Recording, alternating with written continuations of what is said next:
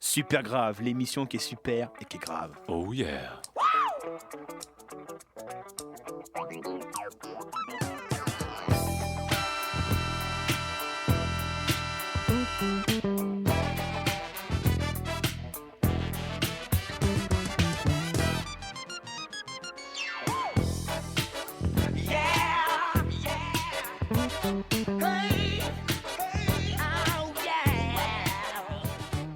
Bonjour et bienvenue, vous êtes sur Radio Brume 90.7 et Nebia Campus Corté pour cette nouvelle émission de Super Grave. On est là tous les jeudis à 21h, on y parle de pop culture, de cinéma, de séries, de bandes dessinées, de jeux vidéo, de Nazi Soup, d'Happy Festivus, toujours dans la bonne humeur, sans se prendre au sérieux et toujours accompagné d'une petite bande. Cette semaine, les retours de Johan. Salut Raphaël. Ça va Johan ? Très bien, d'être heureux d'être dans cette nouvelle émission et puis de commencer la saison 3 surtout de Super Grave. Et oui, c'est la première de la saison 3 et oui, le temps passe messieurs. Et ouais, la saison 2 c'était il y a tellement longtemps, la semaine dernière. On a fait une pause mirobolante d'une semaine. Bon, François est là du coup. Salut tout le monde et salut Johan, content de faire une émission avec toi et de t'avoir dans la même pièce, contrairement à la dernière émission où tu étais chez toi au téléphone. C'est bien ça. Alors dernière émission qu'on a faite, spéciale auditeur, et on vous remercie une fois de plus d'avoir merci. participé, d'avoir joué le jeu finalement. Complètement, on n'aurait pas pu la faire sans vous et puis je pense qu'on la refera très bientôt. Alors pour vous remercier encore pour ce tout premier épisode donc de la saison 3, on a décidé de commencer tout de suite avec du très lourd, avec ni plus ni moins que Dieu, l'acteur le plus cool au monde, Bill Murray.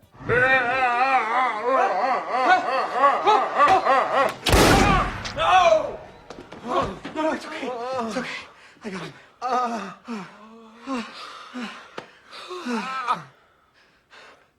Is that how you say hello? Where you come from?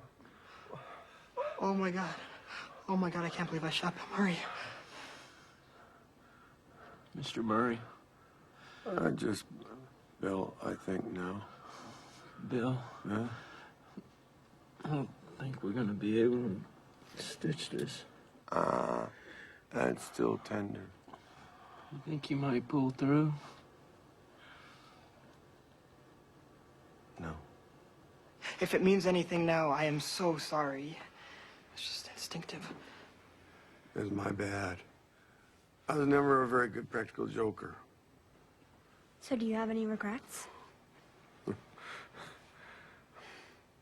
Garfield, maybe?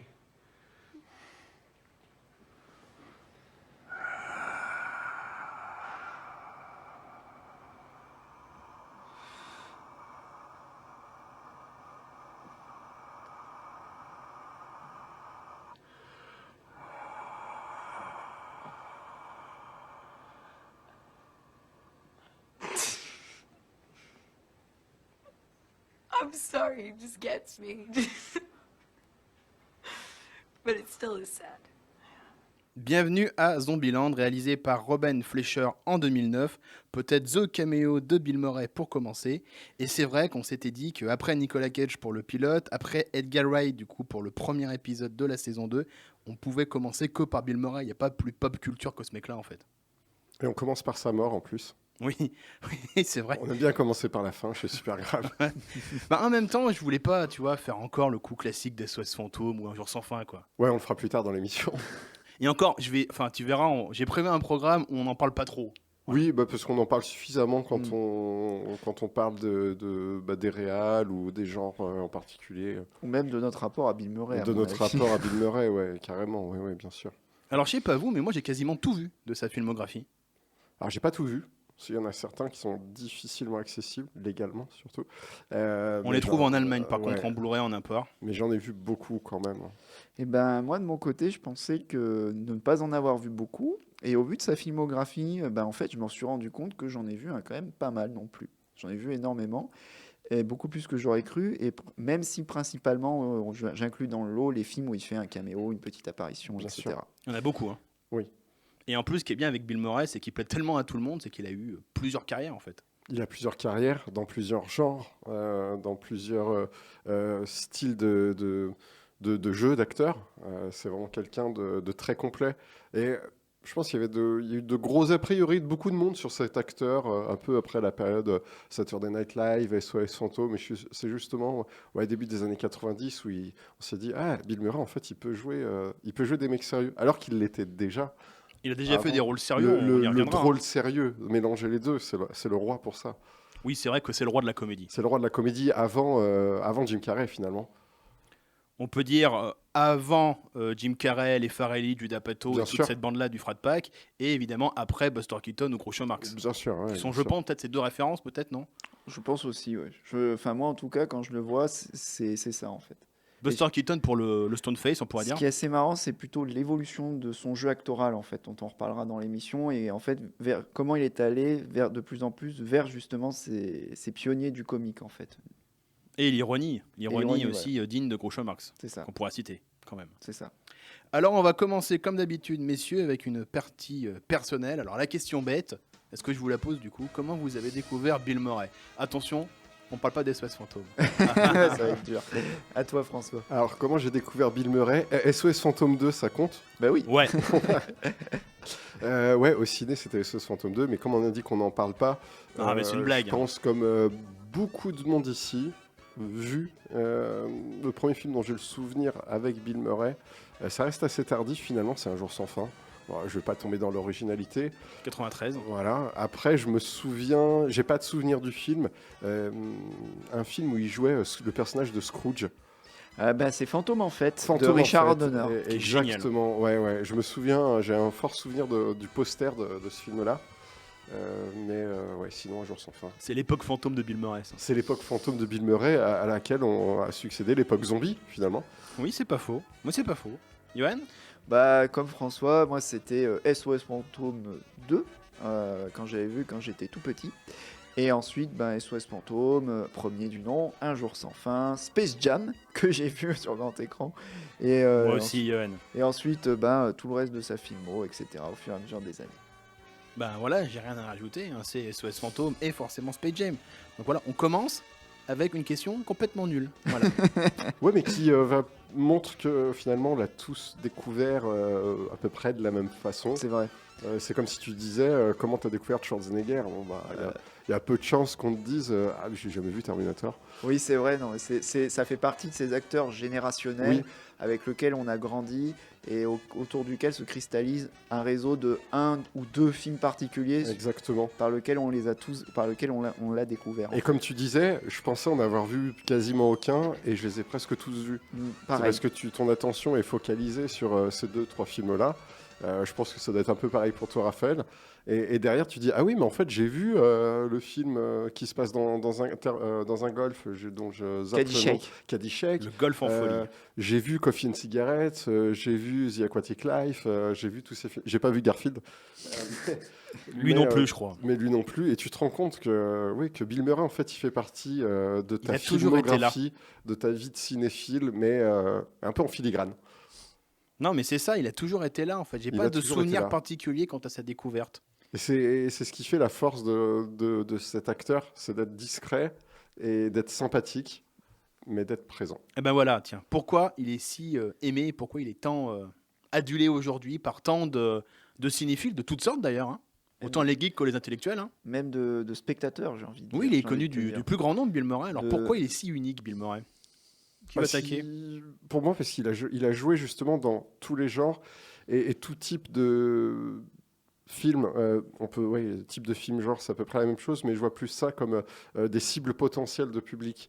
Le public de Coffee and Cigarettes, c'est pas vraiment le même que The Aquatic Life, mais il se rapproche. Ou Mais, de Meatballs, par ou exemple. de Meatballs, ou de Un jour sans fin. Et en fait, tu vas avoir des interconnexions entre ces films-là. Et pourtant, il n'y a rien qui rapproche SOS Fantôme de Broken Flowers, par exemple. Tu vois. Rien d'autre à ajouter si ce n'est que François a très bien vu le truc. Et bizarrement, je le rapprocherai même, tu vas rire, de notre tout premier Super Grave qui était sur Nicolas Cage. J'y pensais justement, Johan. C'est l'acteur qui justement transcende les barrières, les catégories de spectateurs et qui touche tout le monde en fait. Et ce qui est intéressant, c'est l'évolution, comme je disais, de son jeu, en fait, qui, à mon avis, y est pour beaucoup. Et le plus intéressant, c'est ce qu'on disait hors antenne, c'est qu'à contrario de d'autres grands comiques qui étaient géniaux aussi, hein, comme Eddie Murphy principalement, Steve Martin aussi. Steve Martin, eux, ont périclité parce que justement, ils n'ont pas su soit se renouveler, soit faire surtout les bons choix de carrière qui auraient dû être, ce qui n'était pas le cas de Bill Murray, alors que je ne pense pas que dans les années 80, on aurait imaginé que Bill Murray serait celui qui sortirait sur la longueur. Je pense qu'on aurait plus misé justement sur Murphy. En fait. Ouais, pas du tout, parce que je pense, après, bon, on n'était pas là, donc ça c'est que vrai, de la supposition, de la spéculation. Mais Bill Murray, tout bon acteur qu'il était, c'était pas lui qui était sur le devant de la scène à cette époque-là. Même s'il avait fait de très bonnes saisons au SNL, Eddie Murphy en avait fait de plus importantes. Et Eddie Murphy était... C'était pas le même climat aussi. Et c'était pas le même climat non plus. C'est pas la même génération, on peut dire, de comiques de SNL. Mais c'est vrai que dès le début, en tout cas, il tente quand même, on y reviendra, hein, avec des films quand même. Certes, des fois en second rôle. Je pense à Tootsie, par exemple, de Sidney Pollack. Comme Sidney Pollack, c'est quand même un grand nom déjà à l'époque. Ou même après, le fil du rasoir, que j'évoquerai tout à l'heure. Mais non, moi je pense que cette sympathie naturelle vient de sa sympathie naturelle, tout simplement. Exactement. Il est bonhomme, il a une bonhomie naturelle. Il est un peu comme, vous allez rire, comme De Funès chez nous. C'est-à-dire, il peut être vraiment insupportable dans les films. Voilà, il a un personnage de cynique, en gros, Bill Murray, dans les premiers films, du moins, méprisant, voilà, hautain, tout ce que tu veux. Mais il est toujours sympathique. C'est ça, ouais. C'est le seul équivalent que je peux trouver chez nous. Il y a peut-être aussi Alain Chabat dans la sympathie naturelle. Je pensais, ces deux-là, justement. Voilà. Tout à fait. Chabat s'en est probablement très, très inspiré. Mais quand tu disais par rapport à Steve Martin et Eddie Murphy, je pense que Steve Martin, on n'a pas trop ce type de retour sur lui. Mais après, ces mecs, c'est peut-être des merdiers aussi dans la vie. Et ce qui fait que Bill Murray, il a eu son comeback dans les années 90. Enfin, c'est même pas vraiment un comeback parce qu'il n'avait pas disparu. C'est plutôt une transition, une explosion. Parce que Ramis est venu le chercher aussi. Et c'est Un jour sans fin qui est vraiment la transition vraiment franche dans sa carrière. Et par rapport à Nicolas Cage, avant The Rock, on disait mais jamais ce mec qui vient du cinéma d'auteur pourra jouer dans des films d'action. Et après The Rock, jamais ce mec qui joue dans des films d'action pourra faire des films sérieux. Cage, il a toujours dû lutter un peu contre cette image qu'on lui collait. Alors maintenant, il arrive un peu à faire les deux. Et Bill Murray, ça s'est toujours fait dans la douceur. Quel que soit le rôle que tu vas lui donner ou tu vas lire dans la presse, dans 1 ou 2 ans, Bill Murray va jouer tel rôle, tu y croiras à chaque fois. Maintenant, tu y croiras. Puis voilà, c'est la persona de Bill Murray aussi qui joue beaucoup, Bien sûr. cette nonchalance, cette distance, ce second degré permanent, cette ironie sur les rôles qu'il joue et qui le rend forcément sympathique. Ouais. Alors du coup, messieurs, quel est votre film préféré de Bill Murray ? Sans citer les deux. Non, là on peut. Je vais essayer de faire différent, moi, par contre. Mais... En tant que film... on va... C'est comme quel est votre film préféré ? Tu finis toujours par en citer 2 ou 3. Moi, je vais dire Un jour sans fin, La vie aquatique et La famille Tannenbaum. Et bon, Johan, je suis désolé, je suis passé en premier. Non, moi, écoute, je vais te dire, moi, c'est très simple. Moi, c'est en number one, c'est Un jour sans fin, pour les raisons que tu as évoquées. Tout simplement parce que j'adore l'histoire à la base, au-delà même de Bill Murray. C'est pour ça que j'ai demandé bien, j'ai précisé en tant que film. En tant que film. Et puis, je trouve, comme tu l'as dit à très juste titre, c'est que c'est le rôle de la transition, c'est le rôle où il quitte, on va dire, un peu l'esprit SNL pour aborder un aspect de son jeu qui est beaucoup plus subtil. Et moi, si je devais dire 2 autres films, et là, c'est plus, tu vois, vraiment lié à des souvenirs, parce que je serais incapable de citer. Moi, c'est le premier, SOS Fantôme, parce qu'au-delà de la nostalgie, ça reste une très bonne comédie et que j'aime beaucoup son personnage. Et c'est ça, un très bon rôle pour Bill Murray. C'est un très bon rôle pour Bill Murray. Et ne serait-ce que pour le comeback que ça a été, c'était Lost in Translation. Voilà. C'est vrai. Alors, et en plus, c'est les 3 d'ailleurs, je crois c'est les plus connus de Bill C'est Murray. les plus connus et c'est ceux vers lesquels les gens vont. C'est les 3 limite décennies, quoi. 80, 90. C'est exactement ça. C'est les 3 qui portent à chaque fois sur ses épaules. Transition, SOS Fantôme, c'est la télé vers le ciné. Un jour sans fin, c'est le film un peu, c'est la transition comédie un peu potache. C'est comme la fin avec Harold Ramis, la fin comédie, du duo. C'est ça, c'est la fin du duo. Et en même temps, c'est un réel qui doit le connaître par cœur et qui sait que il faut que Bill Murray montre son talent dans ce film-là. Et Sofia Coppola, elle ressuscite une fois de plus avec Lost in Translation. Même si avant, il y avait Anderson. Même s'il y avait Anderson, bien sûr, mais comme il reste un peu plus restreint du... En fait, on va dire que c'est le Lost in Translation qui lui a permis justement d'être comme pas remis sur le devant de la scène, Mais mais d'établir sa position. voilà, c'est d'établir sa position qui après la va reconnaissance permuter critique, sur ouais. Wes Anderson. Voilà. Et toi, Raphaël? Bon, ceux que vous avez cités, forcément, voilà, SOS Fantôme, tout le Alors monde le sachant sait. que je les ai cités parce qu'il ne les a pas cités, hein, à part Un jour sans fin qui était... Non mais Ouais. forcément, voilà, Voilà. c'est tellement évident. Donc voilà, SOS Fantôme, son meilleur film, je pense que c'est Un jour sans fin. Oui. Mais si je devrais en citer un, c'est un qui est cité par personne, c'est Kingpin, le Oui. second film des frères Frères Farrelly, Farrelly. qui est pour moi son plus grand rôle. En termes de drôlerie, vous l'avez vu ou pas, Kingpin? Non. Ouais, oui. Alors si, voilà, les auditeurs, voyez Kingpin, il joue un champion de bowling qui rend manchot Woody Harrelson, une sorte de gourou du bowling, avec une coupe de cheveux improbable. C'est du grand Bill Murray, mais puissance 1000, quoi. Vous Il y a, pouvez même pas il y a savoir. un titre français C'est Kingpin. aussi? D'accord. Ouais. Il est jamais sorti en France, hein. Ok. Et on le trouve voilà, en téléchargement illégal, comme d'habitude. Et donc, second film des frères Farrelly. Et les frères Farrelly ont toujours déclaré que c'est le plus grand acteur du monde. Et ils pensaient, pour chaque scénario, à lui, quand ils écrivent des personnages comiques. Voilà. Donc, ça vous montre un peu la reconnaissance Ouais, ultime, bien sûr. quand même. C'est aussi la transition, Bill Murray, entre les différents comiques, comme on l'a dit précédemment. Alors, comme d'habitude, on va entamer une partie biographique. Et là, messieurs, j'ai quand même sacrément bossé. Ah, je tiens à le dire, je suis fier de moi pour une fois. J'ai bossé sur Bill Murray, alors je vais me lancer. Bill Murray naît en 1950 dans l'Illinois, près de Ouais. Chicago. Pardon? Ah, il faut pas jouer, d'accord. Je pensais qu'on devait C'est deviner. un Géopardy, comme dans Un jour sans fin. Alors il naît donc dans l'Illinois, près de Chicago. Encore une fois, un artiste de Chicago, on n'arrête pas de les embrayer dans Super Grave. Dans une bourgade minière, sa mère Lucille travaille à la poste, elle est commis au courrier, et son père est vendeur de bois. Il est issu d'une une fratrie de 9 enfants.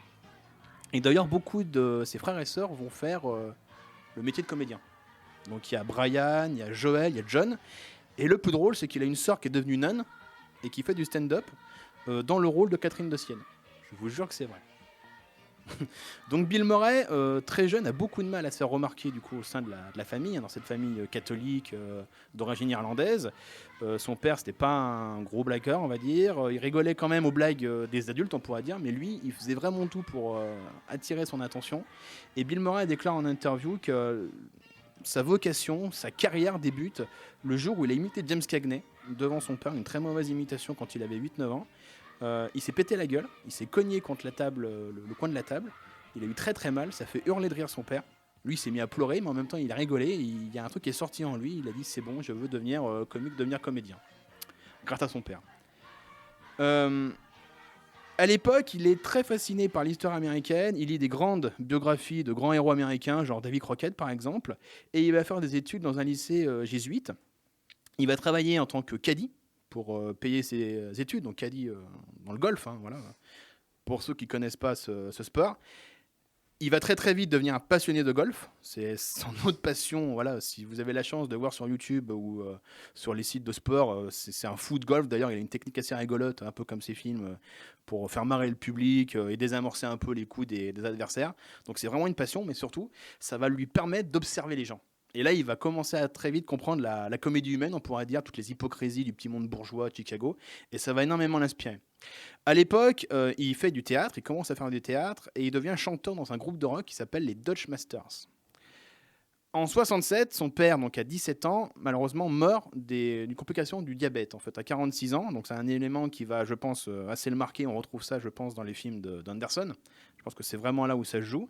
Il s'inscrit à l'université de Denver pour étudier la médecine, mais il va abandonner à cause de démêlés avec la justice. Il va se faire arrêter avec 4 kilos de cannabis qu'il transportait à l'aéroport de Chicago, et il s'est fait en fait gauler au moment où il faisait une blague aux passagers à côté de lui dans l'avion.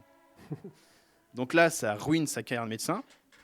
Et il est invité par son frère Brian, donc il commence à être comédien, à faire ses débuts donc au Second City, donc de Chicago. Donc Second City, c'est une troupe d'improvisation. C'est les plus grands comiques américains qui ont commencé là-bas. Donc on peut citer Tina Fey dernièrement, Stephen Colbert, Chris Farley, Steve Carell aussi a commencé là-bas d'ailleurs. Il va rencontrer John Belushi, Dan Aykroyd et Harold Ramis sur les bancs de Second City. Et il a l'idée, comme ça, très très vite, comment on pourrait dire, il instaure en fait son style dans l'improvisation très vite. C'est le premier à se faire remarquer, à aller vraiment dans l'impro, à vraiment il n'hésite pas, quoi. Il se fait vraiment remarquer là-dedans. Et à partir de là, il part en 1974 grâce à John Belushi en fait dans une émission de radio qui s'appelle à l'époque le National Lampoon Radio Hour, avec aussi Chevy Chase, Harold Ramis et Gilda Radner qui va devenir sa première épouse. Et à partir de là, ils vont développer un style très farce underground new-yorkais, voilà, etc. Et il devient véritablement comédien à partir de cette phase-là. À ce moment précis, on est en 75, il y a un show qui commence à l'époque à exploser, enfin, qui va bientôt être lancé sur NBC, c'est donc le Saturday Night Live. On en parle tout le temps. Hein. Mais on y revient toujours. C'est Saturday Night Live et Roger Corman. C'est les deux noms qui reviennent le plus souvent dans Kevin toutes les Smith. émissions de Supergrave. Alors, Chevy Chase, John Belushi et Dan Aykroyd signent chez Lorne Michaels dans l'émission, tandis que Bill Murray, lui, refuse la proposition et va faire un show qui s'appelle Saturday Night Live with Howard Cosell. Et malheureusement, c'est un beat total. L'émission s'arrête en janvier 76. Mais il a du bol. Chevy Chase, du coup, à la deuxième saison, est le premier comique à partir de la troupe. Et du coup, il le remplace. Alors au début, malgré ce qu'on pourrait croire, en fait, il n'a pas connu la gloire tout de suite. Bill Murray, il fait pas mal de... comment on pourrait dire, de sketchs ratés, de balbutiements comme ça en direct, il se plante pas mal de fois, et c'est après quand même avoir trouvé des personnages assez cultes qu'il va vraiment devenir la star entre guillemets du show, donc des personnages de Nord généralement, et il y a un chanteur ringard, c'est le chanteur Nick si je dis pas de bêtises, on retrouve assez facilement ses sketchs de toute façon sur les chaînes YouTube, hein.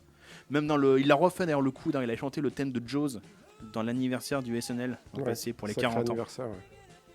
Alors à l'époque quand même, les producteurs du SNL ont un peu du mal à l'engager. Il a quand même une sacrée réputation de bagarreur. Un peu d'alcoolique sur les bords. Pas de drogue, mais beaucoup d'alcool apparemment, contrairement à John Belushi qui va en mourir du coup. Il a un peu de petits problèmes qui lui tombent sur qui lui tombent dessus parce qu'en fait, il plaque les femmes au sol. Il leur fait on appelle ça des guili-guili jusqu'à explosion, on pourrait dire, et il leur mord les fesses. Donc, D'accord, ouais, Okay. c'est un programme sympa. Hein, oui, Bill Murray est libre, déjà dès le début, quoi. Il est libre, il fait un peu tout ce qu'il veut, il faut l'accepter tel qu'il est. Voilà. Il a un gros tempérament quand même, hein. Ça on le dira aussi dans l'émission, il a quand même un gros tempérament, il est quand même très compliqué à gérer sur les tournages. Alors après il se lance du coup dans des téléfilms, grâce au succès aidant du SNL, il fait un téléfilm parodique sur les Beatles qui s'appelle The Rottles. Voilà.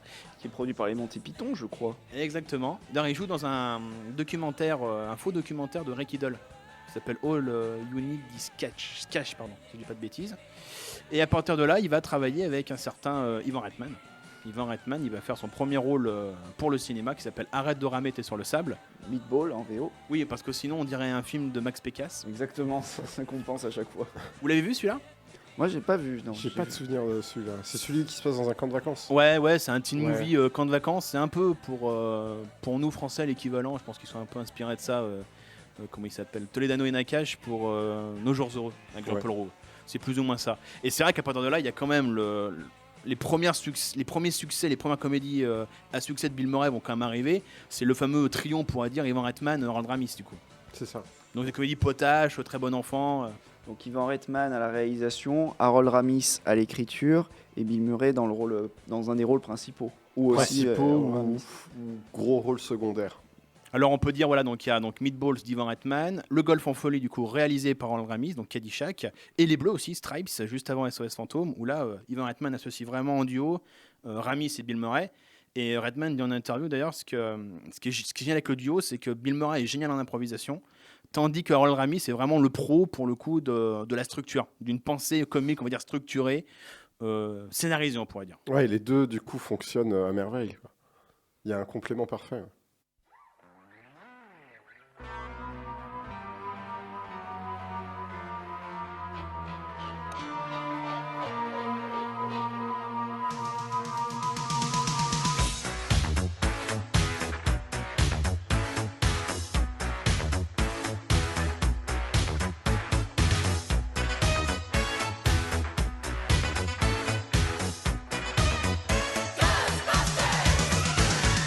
Something strange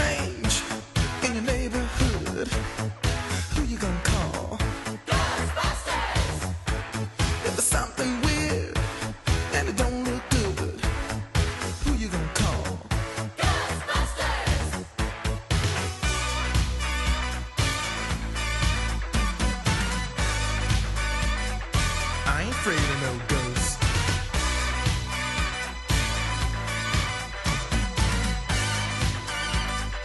I ain't afraid of no ghosts.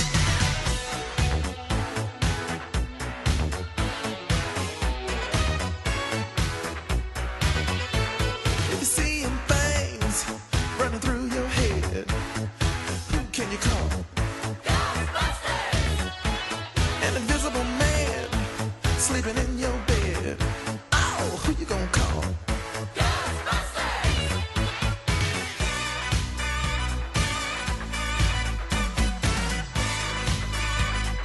I ain't afraid of no ghosts.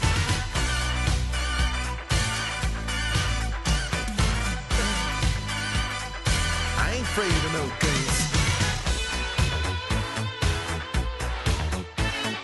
Who you gonna call? If you're all alone, pick up the phone and call.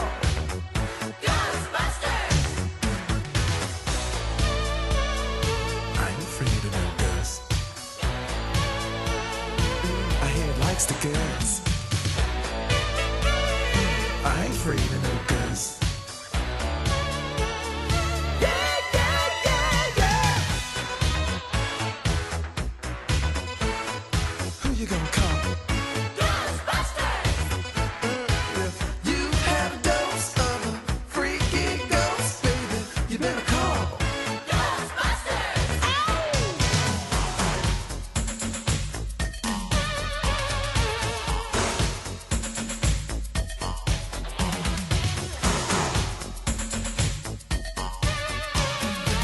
Let me tell you something. Bustin' makes me feel good.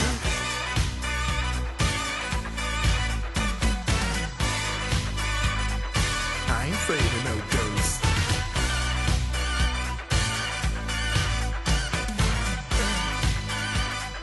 I ain't afraid of no ghosts. Don't get caught alone, oh no. When it comes through your door, unless you just want some more, I think you better call. Who you gonna call? Who you gonna call?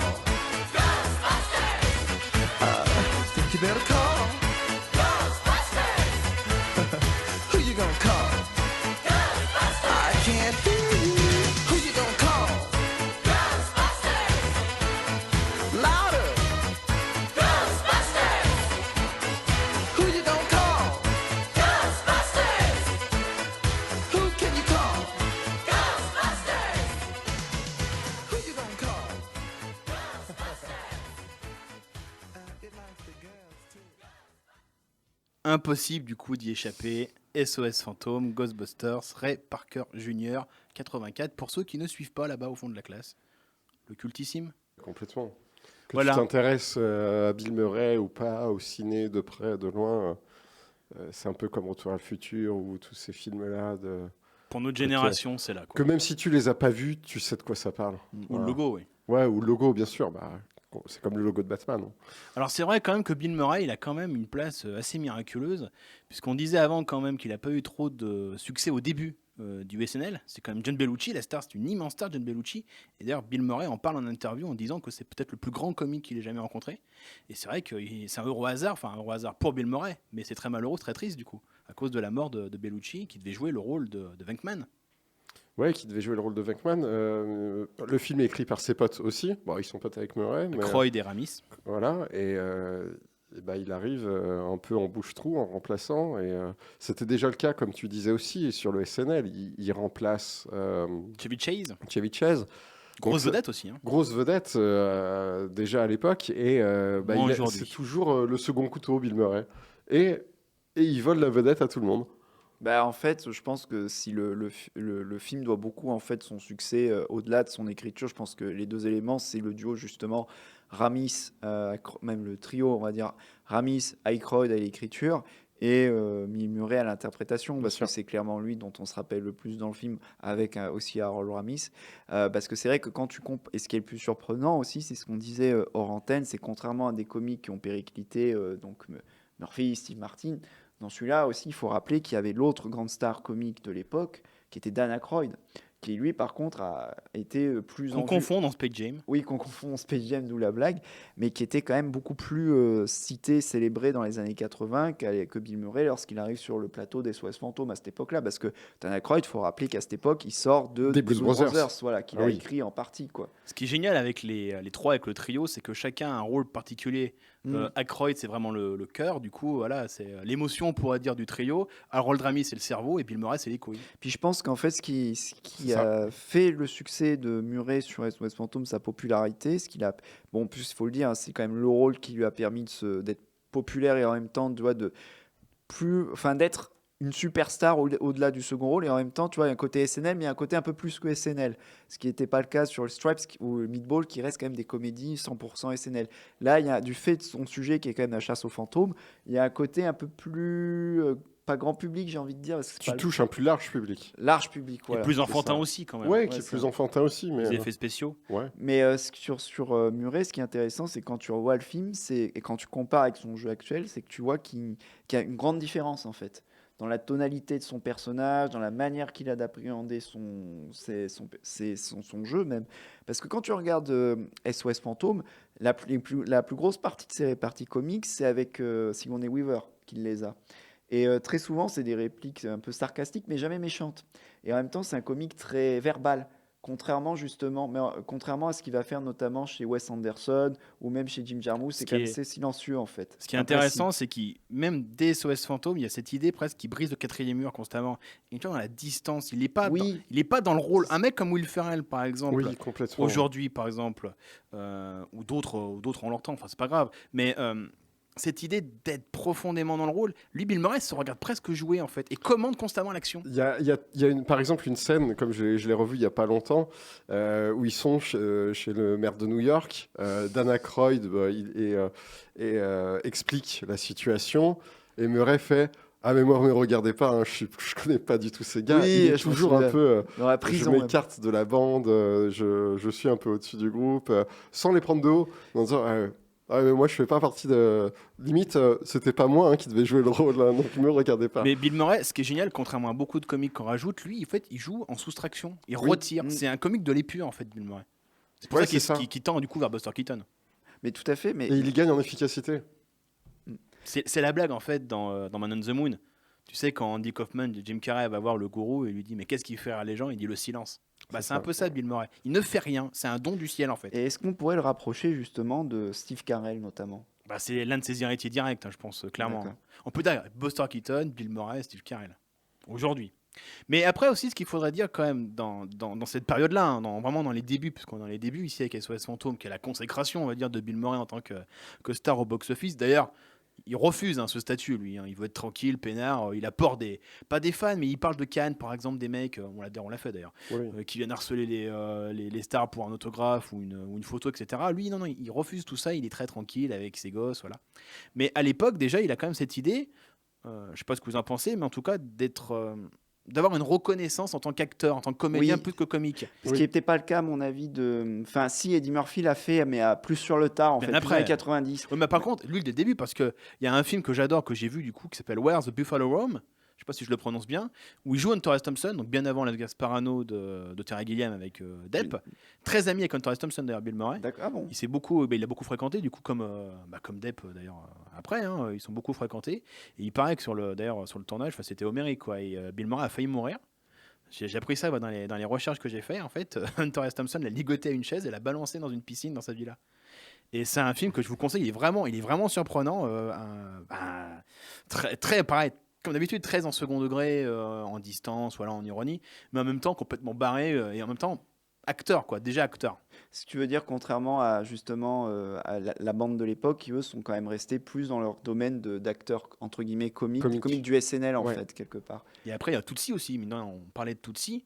Tootsie il a un rôle en fait, le mec il a rien comme rôle. Son rôle c'est le meilleur ami de Dustin Hoffman dans le film en fait.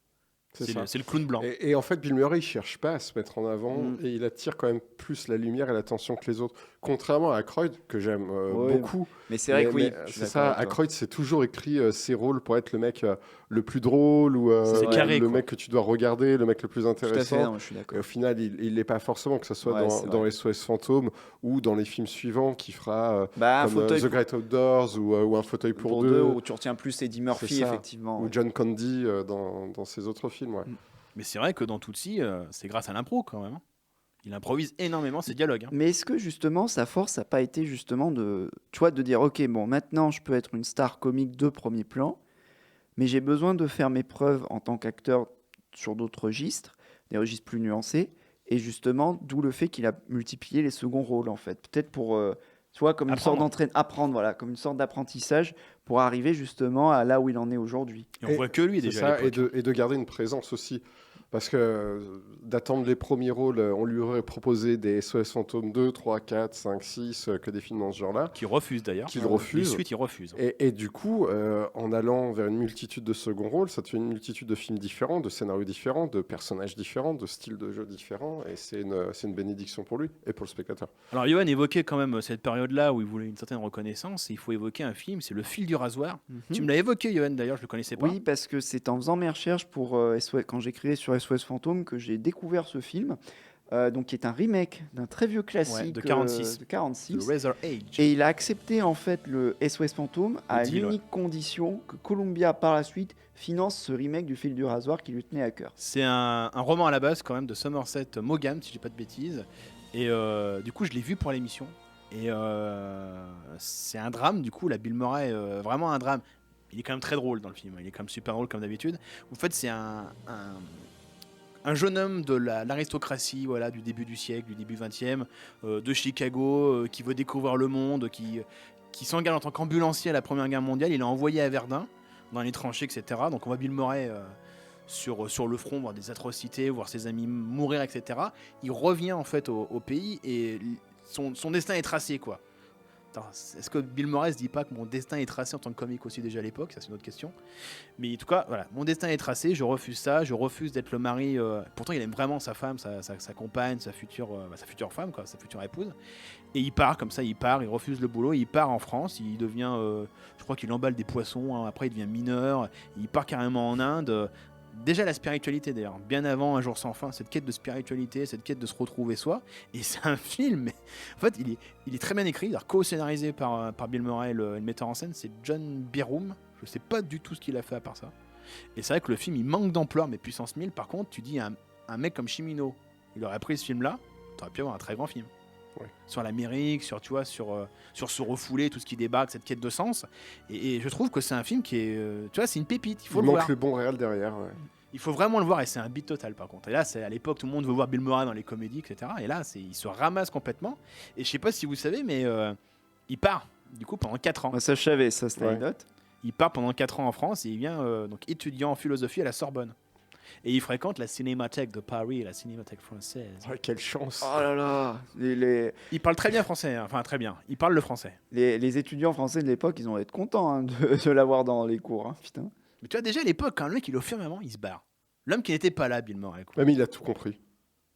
Et il revient pour à l'époque, un caméo quand même, c'était pour... La petite boutique des horreurs de Frank Oz. Avec Rick Moranis. Génial. C'est ça qui était bien celui-là. Ouais, encore un Corman, Johan. Oui, remake d'un des plus célèbres films de Roger Corman. Et à la base, ça devait même être une production Steven Spielberg réalisée par Martin Scorsese.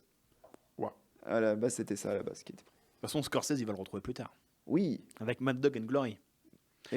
Mais c'est vrai que le mec, il revient et du coup, il est obligé de questionner du coup dans SOS Fantôme 2 qui fait m'entrer dans les pieds, quoi. Alors oui, parce qu'à la base, c'était pas ce qui était prévu, si je me trompe pas. C'était à la base, il voulait pas faire de suite. Aykroyd disait même, mais c'est parce qu'on lui posait la question et tout, il disait mais non, mais les gosses, les gosses ont la série télé, etc. S'ils veulent des produits dérivés, enfin voilà, nous on veut pas faire de suite. Toute l'équipe était contre. Et puis finalement, il y a même des producteurs qui les a rappelés. Ils sont allés dîner avec toute l'équipe et à la sortie du dîner, ils ont déclaré allez, finalement, on va faire cette suite. Et Bill Murray encore aujourd'hui, il ne l'aime pas trop en fait. Ben, on peut raconter l'histoire du 3 quand même. Oui. Le développement L du 3 quand même. Oui, Faut dire ce qu'il a fait. Parce qu'il est quand même ingérable, faut le dire. On l'aime. Voilà, il est culte, tout ce qu'on veut, mais il est ingérable. Il a fait chier tout le monde pour le 3e. Oui. Non, mais c'est une diva, quoi, on peut le dire. Ouais. Le mec, on l'a envoyé le scénario, il l'a même pas lu, il l'a renvoyé en confetti. par les scénaristes de The Office d'ailleurs, pour le 3e à la base, Ouais. sur le tout premier projet. Et après, il dit oui, mais non, en fait, j'accepte le rôle, qu'à condition peut-être, si vous faites mourir en fait Peter Venkman au début du film, et qui revient en fantôme après. Donc les mecs réécrivent le scénario, ça dure encore 1 an, 2 ans à peu près cette histoire, à cause de diverses versions du script. Et là, en fait, il dit non, mais les gars, c'était une blague en fait. C'était juste une blague, pourquoi vous avez fait ça quoi? Enfin, il les a trimballés quoi. C'est Marlon Brando en fait. Par contre, pour le nouveau là qui vient de sortir, du coup, il a quand même accepté de jouer dedans. Ouais. Mais il dit que c'est pour La mémoire et puis pour soutenir les filles. Ouais, Voilà. soutenir Soutenir l'équipe les qui filles s'était aussi, fait ouais, ouais. défoncer. D'ailleurs, il avait cité dès le début Kristen Wiig et McCarthy. Hein. Oui, il l'avait dit, hein, c'était même. Je me souviens lorsqu'il y avait eu les premières rumeurs de casting, lui il a dit je veux Kristen Wiig, je veux McCarthy, etc. Et Emma Stone, il avait dit aussi. Emma Stone, et puis il en avait dit une Et autre, Rose Byrne. Rose Byrne, et en gros au final, sur les 4, il y en a 2 qui avaient été prises. Emma Stone, on lui avait proposé, elle a refusé, elle a dû se désister. Rose Byrne, je ne sais pas si les producteurs avaient pensé à elle à ce moment-là. Parce qu'ils jouaient des gens ensemble dans Zombieland, c'est pour ça. Ouais, c'est ça. D'ailleurs, Zombieland, j'ai appris plein de trucs sur Zombieland. Ah oui, oh là, tu m'as. C'est tombé aujourd'hui l'info. C'est tombé aujourd'hui, en fait, c'était Patrick Swayze qui devait jouer. Ah, vous saviez pas? Non. Non. Ouais, Ah non, mais c'était Patrick quand Swayze. Et en fait, il n'était pas encore mort à l'époque du tournage. Il était malade par contre. Il était malade et du coup, les producteurs voulaient une scène de danse avec un zombie, mais en fait, ça aurait été juste avant la sortie du film, ça aurait été de trop mauvais goût, donc ils ont re-shooté la scène avec Bill Murray. Ouais. Et à la base, il y avait encore un autre acteur que Bill Murray. Il y en qui a eu était- plein. Oui, Il y a Mark Hamill qui était pressenti, Sylvester Stallone, Jean-Claude Van Damme Putain. et, Oh là et là. Bill Murray dit Joe J'aurais Pesci. voulu, putain. Ah ouais. Joe Pesci qui était approché. ouais. D'ailleurs, parenthèse, mais en fait, il y aura plein d'anecdotes dans l'émission. J'ai 3 tonnes d'anecdotes. On peut les balancer maintenant si vous Bah, voulez. balance, Ouais, balance. vas-y. Attends, il faut que je cherche mes Comme trucs disait Tony d'anecdotes. Parker. Oui, ah non, pas lui. Oh non, putain.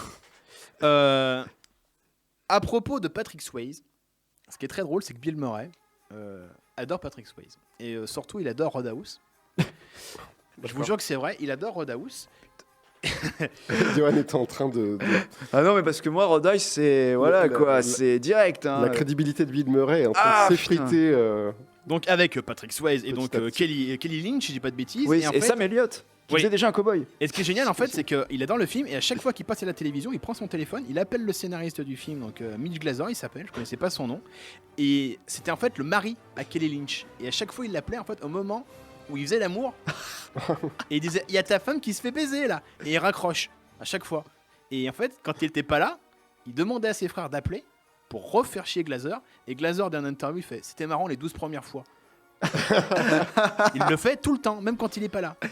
Oh putain, non. Non mais Bill Murray en fait c'est vraiment c'est comme Nicolas Cage, il y a plein de rumeurs qui circulent sur lui. En fait, c'est un sale gosse. Ouais c'est ça. Non mais il est incontrôlable, c'est un électron libre. Ouais. Et il y a plein de légendes urbaines, il y a un site internet qui s'appelle billmurraystory.com qui recense toutes les anecdotes à propos de Bill Murray. Donc c'est un mème, hein. Voilà, c'est vraiment un truc culte d'internet. Alors là j'ai une liste entière de une page. Allez, vas-y, balance. Ça peut être un peu rigolo quoi. Il joue au golf par exemple avec une tenue de camouflage. Il a dragué dernièrement Catherine Deneuve à une soirée. Dernièrement, il a lu de la poésie en 2009 à des ouvriers dans le bâtiment qui construisaient un centre littéraire. Voilà, il s'est Ça, pointé. c'est cool. Il s'est juste pointé comme ça. Il a lu de la poésie. Dernièrement, vous pouvez le trouver aussi sur Internet. C'est très très drôle. Il a refusé un autographe à un fan et il lui a dit à la place, si tu veux, on peut tourner un petit film avec moi. Je vais faire de la slow motion, tu sais, être au ralenti. Et vous cadrez le tout, quoi, et avec tes potes, et on va faire un petit film de 50 secondes. Ça, c'est cool, ouais. Il arrive souvent, je vous jure que c'est vrai, c'est pas une connerie ça. Il l'a fait plusieurs fois avec le Wu-Tang Clan, avec qui il a joué dans Coffee and Cigarettes. Ouais, exactement. Ouais. Dans des bars, il débarque dans des bars, et il va derrière le comptoir. Donc c'est des légendes, on sait pas si c'est vrai ou pas. Bon, apparemment, ça serait vrai. Il va derrière le bar, et il sert tout le monde en tequila.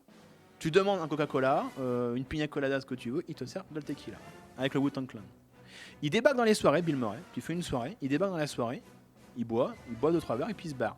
Il a fait une soirée où il s'est pointé, il a fait la vaisselle.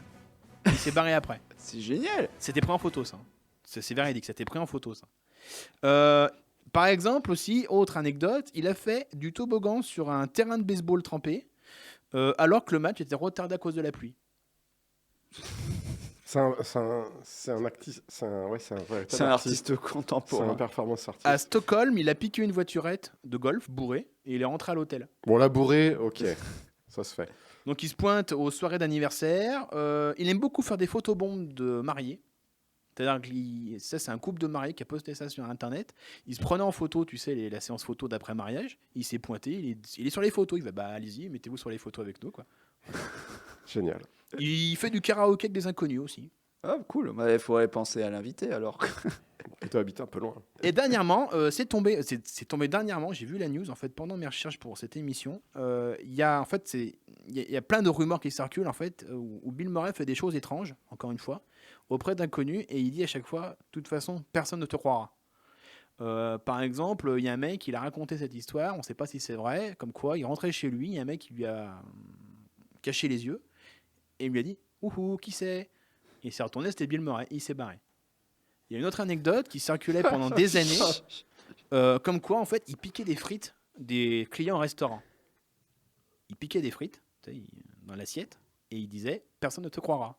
La semaine dernière, il y a un mec, il a enfin réussi à le prendre en photo. C'était à Martha Vinard, le bled où était tourné dans de la mer. Attends, la semaine dernière, il a été pris en photo. Ouais, Est-ce que tombé. c'est Fabrice qui l'a c'est ce pris que en je suis en train de photo me dire. Je lui ai demandé, mais non, donc Fabrice Keletonic était présent là-bas. Et il est Au parti même un peu moment, avant. putain.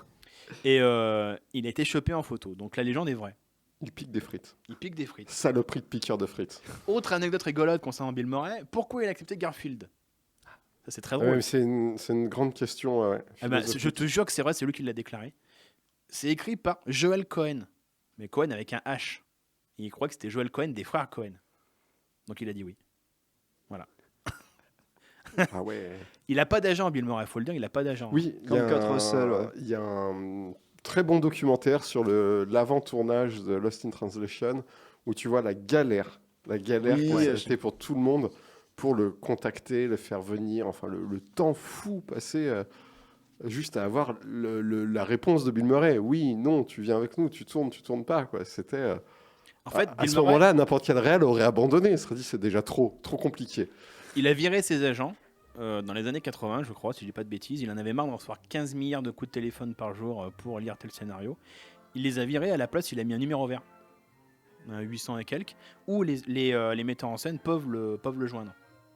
Bon, il répond jamais, il paraît. Enfin, Sofia Coppola lui a envoyé des messages par fax, des photos, des storyboards, enfin tout ce que tu veux. Et le jour en fait du tournage, le premier jour du tournage à Tokyo, il s'est pointé, mais elle savait pas s'il se pointerait en fait. Ouais. Et il paraît même, enfin ça on sait pas, mais il y a certains metteurs en scène qui disent qu'ils doivent même livrer limite en main propre le scénario à Bill Murray dans une cabine téléphonique à côté de chez lui. Donc ça devient fou. Hein. Ouais, mais je trouve ça cool, tu vois. Ouais, C'est- quelque part, ouais. C'est un mec qui joue le jeu. Comme tu disais, il brise le 4e mur. Il va jouer le jeu, même en dehors de l'écran. Mais il est complètement Même dans la fou. vraie vie, il joue le jeu. Mais j'en ai 3 tonnes des anecdotes comme ça encore. J'ai tout noté si vous Mais c'est quelqu'un qui doit être insupportable au quotidien. Toujours. Enfin, je vois comment on est nous. On aime bien déconner toute la journée. Donc, des fois, on est un peu chiant. Mais lui, c'est puissance 1000. Ah ouais, non, mais c'est le performeur, quoi, on pourrait dire. Non, mais c'est un performeur complètement. Ouais. Oui, Ouais. c'est l'art contemporain, limite, c'est des Bien happenings sûr. permanents. Mais alors, c'est pour ça que C'est justement. Andy Kaufman. Voilà, ouais, voilà, c'est pour ça, justement, je pense qu'il doit bien plaire à des réalisateurs un peu underground, etc. En même temps qu'il peut plaire au grand public, en fait. Je pense que c'est vraiment ça. Après, on l'évoquait tous les deux en antenne, il aime pas trop Lucilio. Ah oui, bah ça s'est mal passé ouais, entre eux. tu m'avais dit, ouais. En fait, Très sur le connu. tournage de Charlie et ses drôles de dames, Ouais. il joue Boxley, c'est ça? Oui, Bobsleigh, ouais. Ça. Ouais. Dans le premier, après, c'est Bernie Mac dans le 2. Oui. Oui, à cause de l'anecdote, du coup, en fait, il a dit à Lucilio en plein dans une scène, il s'est arrêté, il a dit tu sais pas jouer en fait. Et là, Lucilio lui a mis un point dans la gueule. Voilà. Ça... Mais il paraît qu'il est vraiment ingérable. Même avec Wes Anderson ou enfin des réalisateurs avec lesquels il est habitué, ou est-ce que c'est juste où il est tout le temps comme ça en fait? Bah, Wes Anderson, en tout cas. Il le fait revenir régulièrement. donc, Voilà, parce qu'il a aussi été là pour lui. En fait, à cause de cette méthode, il est passé à travers le rôle de Bottle Rocket, le premier film de Wes C'est Anderson. ça. C'est James Caan, du coup, qui a eu le rôle. Il n'a pas réussi à le contacter. Et sur le tournage de Rushmore, du coup, qui est leur première collaboration, il y a 7 collaborations hein, aujourd'hui avec. Et 8e bientôt avec bientôt 8e. prochain. Ouais. Oui, un dessin animé en Le préparation. dessin animé, ouais. Il jouera un chien. C'est ça, un chien. Hein. C'est ça. Après un blaireau, un chien, du coup. Après Fantastic Mr. Fox. Et en fait, il a accepté déjà un salaire minimum syndical de $9 000, ce qui est quand même du jamais vu, je pense, à Hollywood à l'époque, en 98. Pour une grosse star, hein, je parle, vraiment une grosse star. Et il a accepté de financer une partie du film, ouais. même pas une petite séquence, ouais, une D'accord. petite scène qui était tournée en hélicoptère. Et Touchstone, donc la compagnie de production, refusait de la financer pour Wes Anderson. Il a fait un chèque de $25 000. Et la beauté du truc, en fait, c'est qu'Anderson n'a jamais endossé le chèque, n'a jamais accepté le chèque. Il l'a pas dit à Bill Murray, il a trouvé de l'argent autrement et il conserve aujourd'hui religieusement encadré son chèque. Ouais. Et ça vient de là, en fait, vraiment leur collaboration D'accord. entre eux et leur admiration. Ouais, commune, leur quoi. respect, bien sûr. C'est une belle histoire en plus. Bah Une oui. belle anecdote vis-à-vis qui vis justement du respect mutuel que peut avoir un réalisateur avec son interprète. Alors, ce qui est bien, on peut entamer un petit truc assez thématique du coup avec Wes Anderson. C'est vrai que depuis quand même les années fin 90, donc depuis Rushmore, qui est quand même, je pense, le film un peu inaugural avec peut-être aussi Mad Dog and Glory et Ed Wood aussi. Et je pense que le tournant, de toute façon, c'est Un jour sans fin, d'ailleurs, qui n'était pas un film facile à concevoir, d'après ce que j'ai lu à droite à gauche. C'est-à-dire qu'en gros, en fait, Harold Ramis avait ce projet depuis un certain temps. Il avait Bill Murray, et en fait, ils ne s'entendaient pas du tout sur l'orientation du projet. C'est-à-dire qu'Harold Ramis, oui, voulait juste faire une comédie carrée, potache.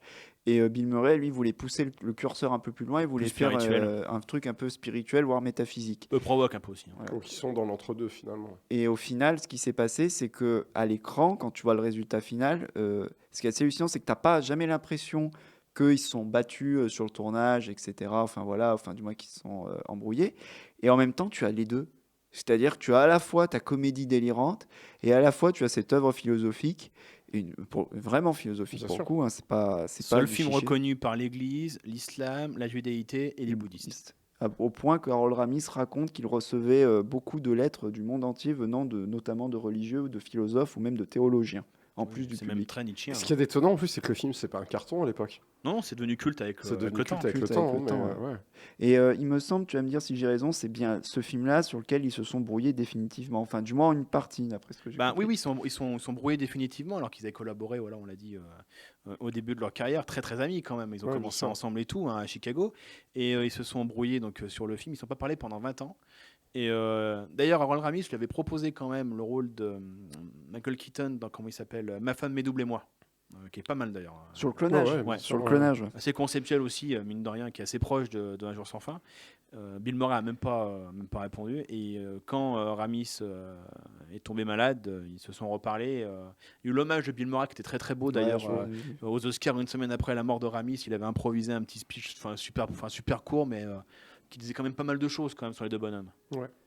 Mais c'est vrai que Oh. Un jour sans fin, c'est la transition. Ouais.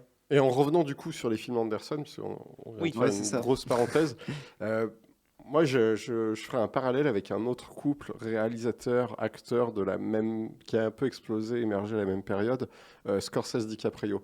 C'est deux couples qui, je pense, auraient marché bien différemment, voire pas marché du tout pour Anderson, et il n'y aurait peut-être pas eu cette résurrection de Scorsese non plus si il n'y avait pas eu cette équipe, ces duos. Ou c'est l'acteur du coup là qui. L'acteur propulse le réal, mais le réal propulse l'acteur aussi. On Bien. dit, DiCaprio, il a la carrière qu'il a aujourd'hui grâce à Scorsese, mais Scorsese a cette seconde carrière, ce second souffle grâce à DiCaprio. Et tu as le même effet entre Anderson et Bill Murray. C'est vrai que du coup, Un jour sans fin, on va dire, fini le cycle des comédies potaches, on pourrait dire. Fini l'époque, on va dire, SNL, SOS Fantôme, vraiment les grosses comédies à succès. Et là, on peut dire Bill Murray est un vrai auteur quand même, parce qu'il prend quand même des jeunes talents d'ailleurs, des jeunes talents qui commencent à émerger quand même. Donc, comment il s'appelle, le metteur en scène de Henry, portrait d'un John tueur en série. McNaughton. Voilà. Donc, Mad Dog and Glory, qui est même année que d'ailleurs Un jour sans fin, que j'adore, que j'ai revu pour l'émission, c'est vraiment super avec De Niro qui joue le flic un peu. D'ailleurs, c'est De Niro, tu m'as dit qu'il y avait eu l'idée Oui. d'inverser les rôles auxquels on l'attribuait en général. Donc De Niro joue le flic un peu timide, un peu maladroit, etc. Voilà, qui tombe amoureux, romantique et tout quoi. Produit par Scorsese et Barbara De Fina. Et comme c'est De Niro, ils ont dit tu choisis celui que tu veux. Il a dit je préfère le flic et filer à Bill Murray le rôle du gangster, du parrain de la mafia, qui fait du stand-up quand même dans le film. Mais il y a déjà cette idée d'ennui déjà dans le film, un parrain qui s'ennuie. C'est avant Les Sopranos d'ailleurs. Hein. Mais juste après Un jour sans fin, et Un jour sans fin, c'est le film aussi qui va lui permettre de choisir ses rôles derrière. Ah oui.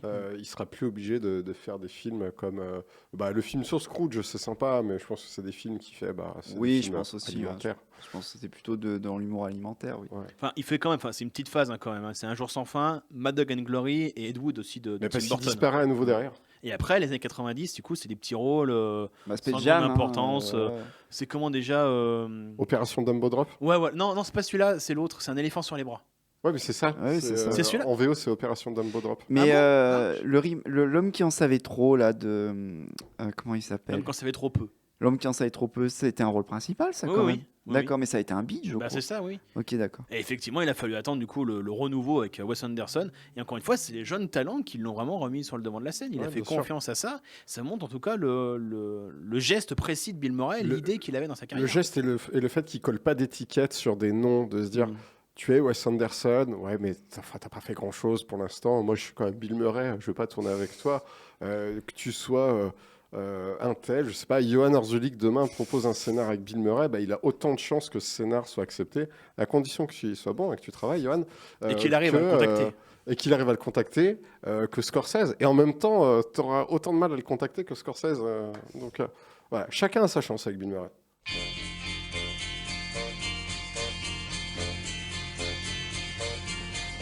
They say we're young and we don't know. We won't find out till we grow. Well, I don't know if all that's true, 'cause you got me, and baby, I got you. Hey, I got you, babe. I got you, babe. They say our love won't pay the rent. Before it's earned, our money's all been spent. I guess that's so we don't have a plot, but at least I'm sure of all the things we got. Babe, I got you, babe. I got you, babe. I got flowers in the spring. I got you to wear my ring. And when I'm sad, you're a clown. And if I get scared, you're always around. Let them say your hair's too long.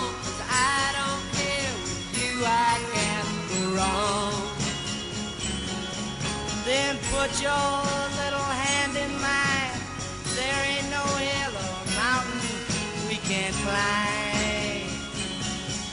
Babe, I got you, babe. I got you, babe.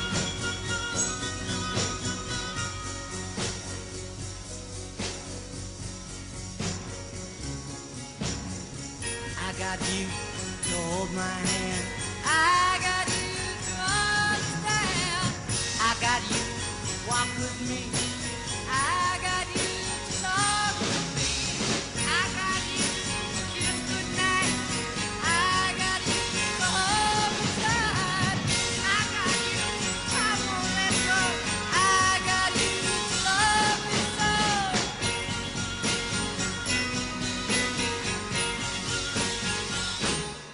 I got you, babe.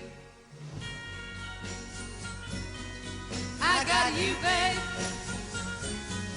I got you, babe. I got you, babe. I got you, babe. I got you, babe. Sonny and Cher, I Got You Babe, BO du coup de Un jour sans fin, le chef-d'œuvre absolu du regretté Harold Ramis. C'est le jour de la marmotte. C'est le 2 février. Le 2 le 2 février. février, J'ai pas pu m'empêcher, je l'ai revu pour l'émission. Ah ouais, mais tu... Mais en fait, peux c'est pas, vraiment le c'est tellement scénario bon. parfait, quoi.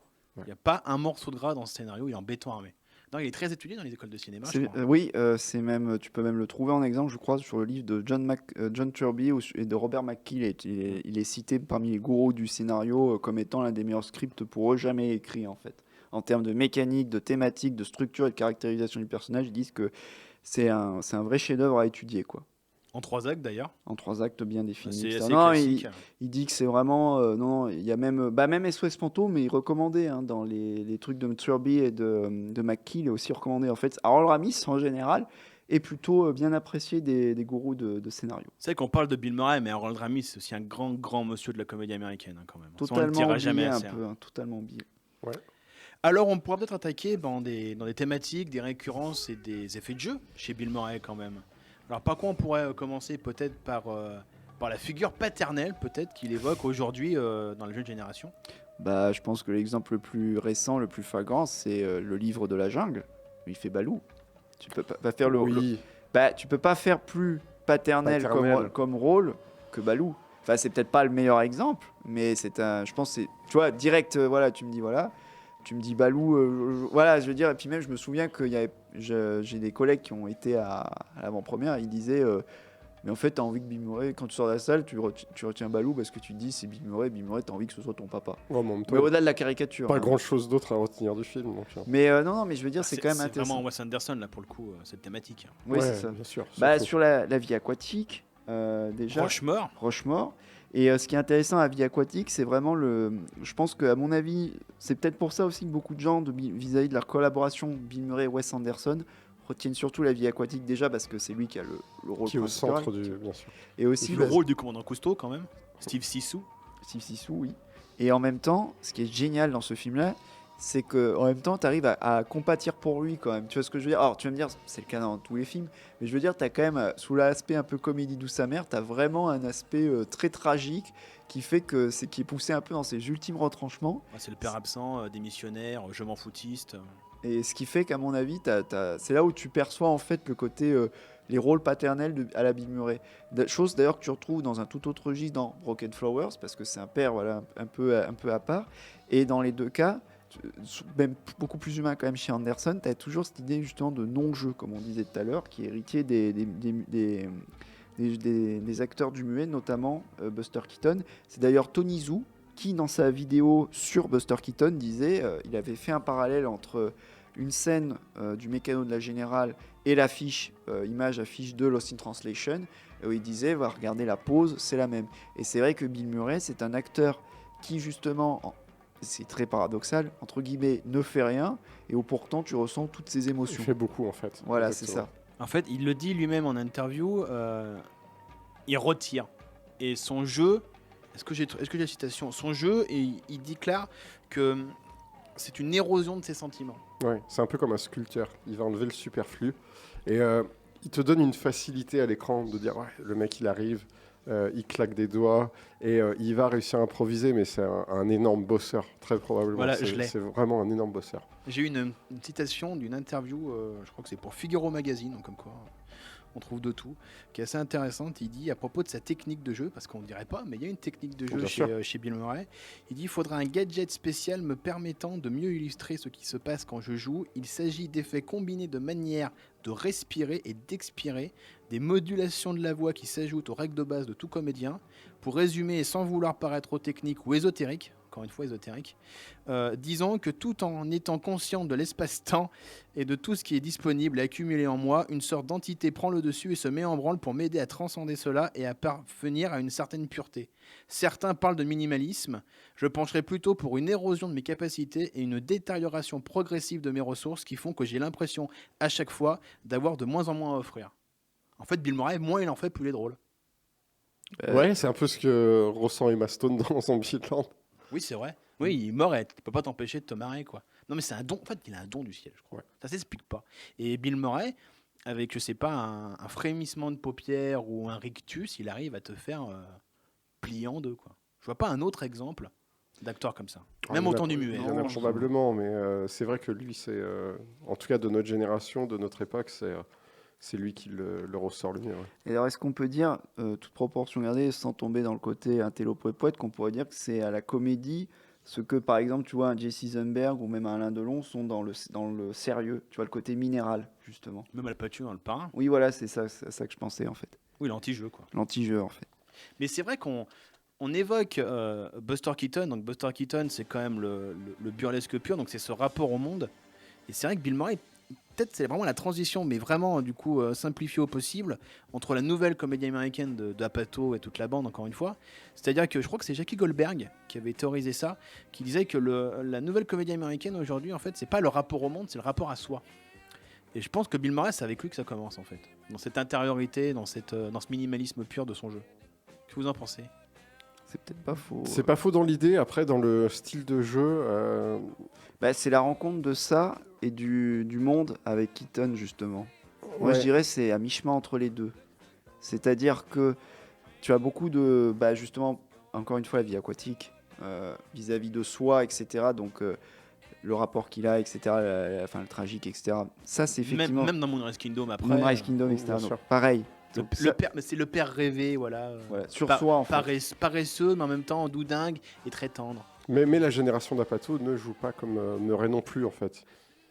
Et Dans la thématique, attention. Dans hein, la pas dans le jeu, thématique, hein. dans la thématique, oui, pas dans le jeu. Et Dans la thématique, par oui, rapport 100%. au rapport au monde keatonien, ce serait plus, lui, il irait plus dans le spirituel. C'est-à-dire que Keaton, c'est le rapport au monde, aux objets qui l'entourent. Là où Murray, ça va être plus dans le vis-à-vis du spirituel, comme dans Un jour sans fin, etc. Le fil du rasoir. Dans le fil du rasoir, etc. Même, on pourrait dire l'au-delà dans SOS Fantôme. Tout à fait. C'est plus Aykroyd quand Ah, même. tout à fait. Mais on peut le dire.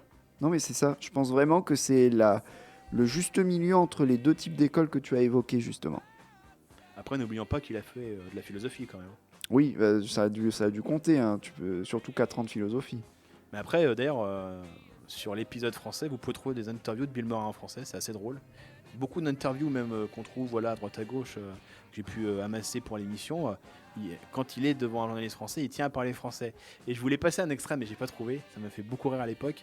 Vivement Dimanche, avec Michel Drucker qui interviewe Mon Dieu. Bill Murray en français Mon Dieu. pour Monument Semaine. D'ailleurs, il est très ami avec Georges Clooney maintenant. Bill Et- Murray, c'est le cool absolu, quoi. Et Jean Dujardin. Et Jean Dujardin. Et il y a aussi une thématique qui est assez rigolote, c'est les animaux. L'île de la jungle, La marmotte. la marmotte, Le rapport conflictuel même à l'animal. Caddyshack, Qui a dit La chèque marmotte. avec la taupe. là. La taupe, pardon. ouais. Wes Anderson, donc Fantasy Mr. Fox, la vie aquatique, le poisson, Même Garfield. Garfield. Osmosis Jones des frères Farrelly. C'est le singe au début, je crois. Il y a le singe, mais enfin, il traîne dans un zoo, il ramasse des merdes de dromadaires. Donc, je crois que ça veut tout dire. Mais en fait, je crois que l'animal, en fait, aussi, enfin, en termes de comédie, c'est assez connoté, quoi. Mm. Je pense que voilà, quand tu prends les de la jungle, voilà, t'as le serpent, c'est vraiment comment on peut appeler ça, le piège. C'est ça, c'est une caractérisation. Enfin, chaque animal représente vraiment quelque chose de spécifique. Et comme tu disais, lui, c'est Balou, c'est le père. C'est le père, c'est le bon pote. Et puis Bill Murray, même dans son physique, il évoque un peu le nounours. Il a une tête Oui, toute ronde. c'est ça. Ouais, ouais. Les yeux très tristes, aussi à la droupie, un peu droupie, quoi, Ouais, très il s'est joué mélancolique. de son image et de son physique, bien sûr. C'est ça qui est dans les acteurs. Quand on étudie les acteurs, on dit qu'il y a la persona et le jeu de l'acteur. Donc ce qu'est l'acteur et ce qui peut jouer entre guillemets en lien avec ce qu'il est. Bill Murray, t'as pas l'impression qu'il y a une frontière entre les deux. Non, En fait. les deux se mélangent et ça te donne, ça te donne l'équation Bill Murray. Je sais pas, une sorte de flegme presque à l'anglaise, une nonchalance. Enfin, je sais pas comment on pourrait dire. C'est ça, une nonchalance, une non-présence qu'il utilise tout au long des SOS Fantômes, par exemple, et qui va mieux fonctionner que le jeu, l'acting des autres. Ouais. En fait, celle qui a mieux compris ça, c'est Coppola. Oui. C'est le jet lag. Oui. C'est l'acteur de jet lag. en C'est fait. l'acteur de Jetlag, exactement. Ouais. Et d'ailleurs, c'est vraiment un rôle écrit sur mesure. Et d'ailleurs, j'ai appris pour l'émission, encore une fois, il s'est inspiré de quelqu'un. Pour cet acteur, c'est très drôle, il balance. Il a pas peur. Hein. Il y a des interviews, on trouve. J'ai trouvé des trucs, je vous jure que c'est vrai. En plus de Lucilio, en fait. Encore pire. Mais le mec, en fait, Bill Murray, c'est aux autres de s'adapter et pas l'inverse. C'est-à-dire, il a fait un enterrement, je crois, dans les recherches que j'ai faites d'un ami, où il déclare devant tout le monde, dans un discours d'enterrement, il y a tellement de personnes que j'aurais aimé faire l'éloge funèbre ici. Devant tout le monde, il s'en bat les couilles. Voilà. Et C'est ce pour. qu'il y a de bien et de fort chez lui. Ah mais non, mais en fait, c'est ça. Beaucoup de comédiens l'admirent pour ça. C'est pas un mec qui court après les rôles ou tu vois, ou qui rentre dans le. Il est entre guillemets, il est honnête cohérent vis-à-vis de lui-même et de ses valeurs. Voilà. Ouais, c'est ça. Il veut pas retrouver la routine de Un jour sans fin, d'être le mec au fond du bar en train de se bourrer la gueule parce qu'il a pas eu la chance. Mais en fait, peut-être que si le rôle est marquant, maintenant que tu me fais la remarque, c'est justement à cause de ça. C'est qu'il est un peu autobiographique. Oui, c'est-à-dire qu'il voulait pas justement finir comme ça. Et je pense qu'à mon avis, le personnage qu'il est à la fin, C'est le Bill meilleur. Murray qu'il veut être. c'est le Bill Murray qu'il veut être. Et alors, du coup, tu commençais sur Lost in Translation. Il s'inspire de qui? Alors, il dit en interview qu'il avait fait un tournoi de golf à Tokyo, Ouais. encore une fois, puisqu'il adore le golf. Il a écrit une biographie sur le golf d'ailleurs. Je ne l'ai pas trouvé, mais j'aimerais bien la lire. Qui s'appelle Cinderella Story, je vais y arriver. Et il dit en fait qu'il est tombé sur Harrison Ford Oh, putain. à Ah, Tokyo. pourtant, il est réputé gentil, Harrison Ford. Attention. Hein. Non, mais à Tokyo, c'est connu, voilà, comme Jean Reno ou même Nicolas Oui. Cage, Stallone, ils font beaucoup de pubs au Japon parce que c'est très très bien payé. Ils vont cachetonner là-bas, ça dure 2-3 jours, a été payé grassement. Il est tombé sur Harrison Ford par hasard sur un tournage au Japon et il dit en interview, j'ai vu dans ses yeux, ne me juge pas, je fais ça pour le pognon. Ah ouais, d'accord. Ouais. Non, je Ouais. suis d'accord. Donc Je suis là, tu d'accord, ouais. comprends son... Ouais, non, là, je comprends. sa ouais. façon de jouer la pub pour Suntory. Ouais. Non, là, je comprends tout à fait. Donc je pense que c'est peut-être le rôle, qui capte le mieux Bill Murray. C'est vraiment, en fait, c'est lui, j'ai l'impression, dans ce film, quoi. Oui, non, c'est ça. Et c'est un film très drôle en plus. Autre chose, c'était que tu nous avais dit hors antenne, c'était qu'il avait beaucoup permuté de rôles vis-à-vis de deux autres acteurs qui étaient Michael Keaton et Tom Hanks. Alors, oui, est-ce qu'on évoque les rôles qu'il a refusés ou, Oui, qu'il a on Oui, pas- pourquoi peut- pas, ça peut être marrant en plus. Alors oui, Forrest Gump. Voilà, Forrest Gump, il a refusé Forrest Gump.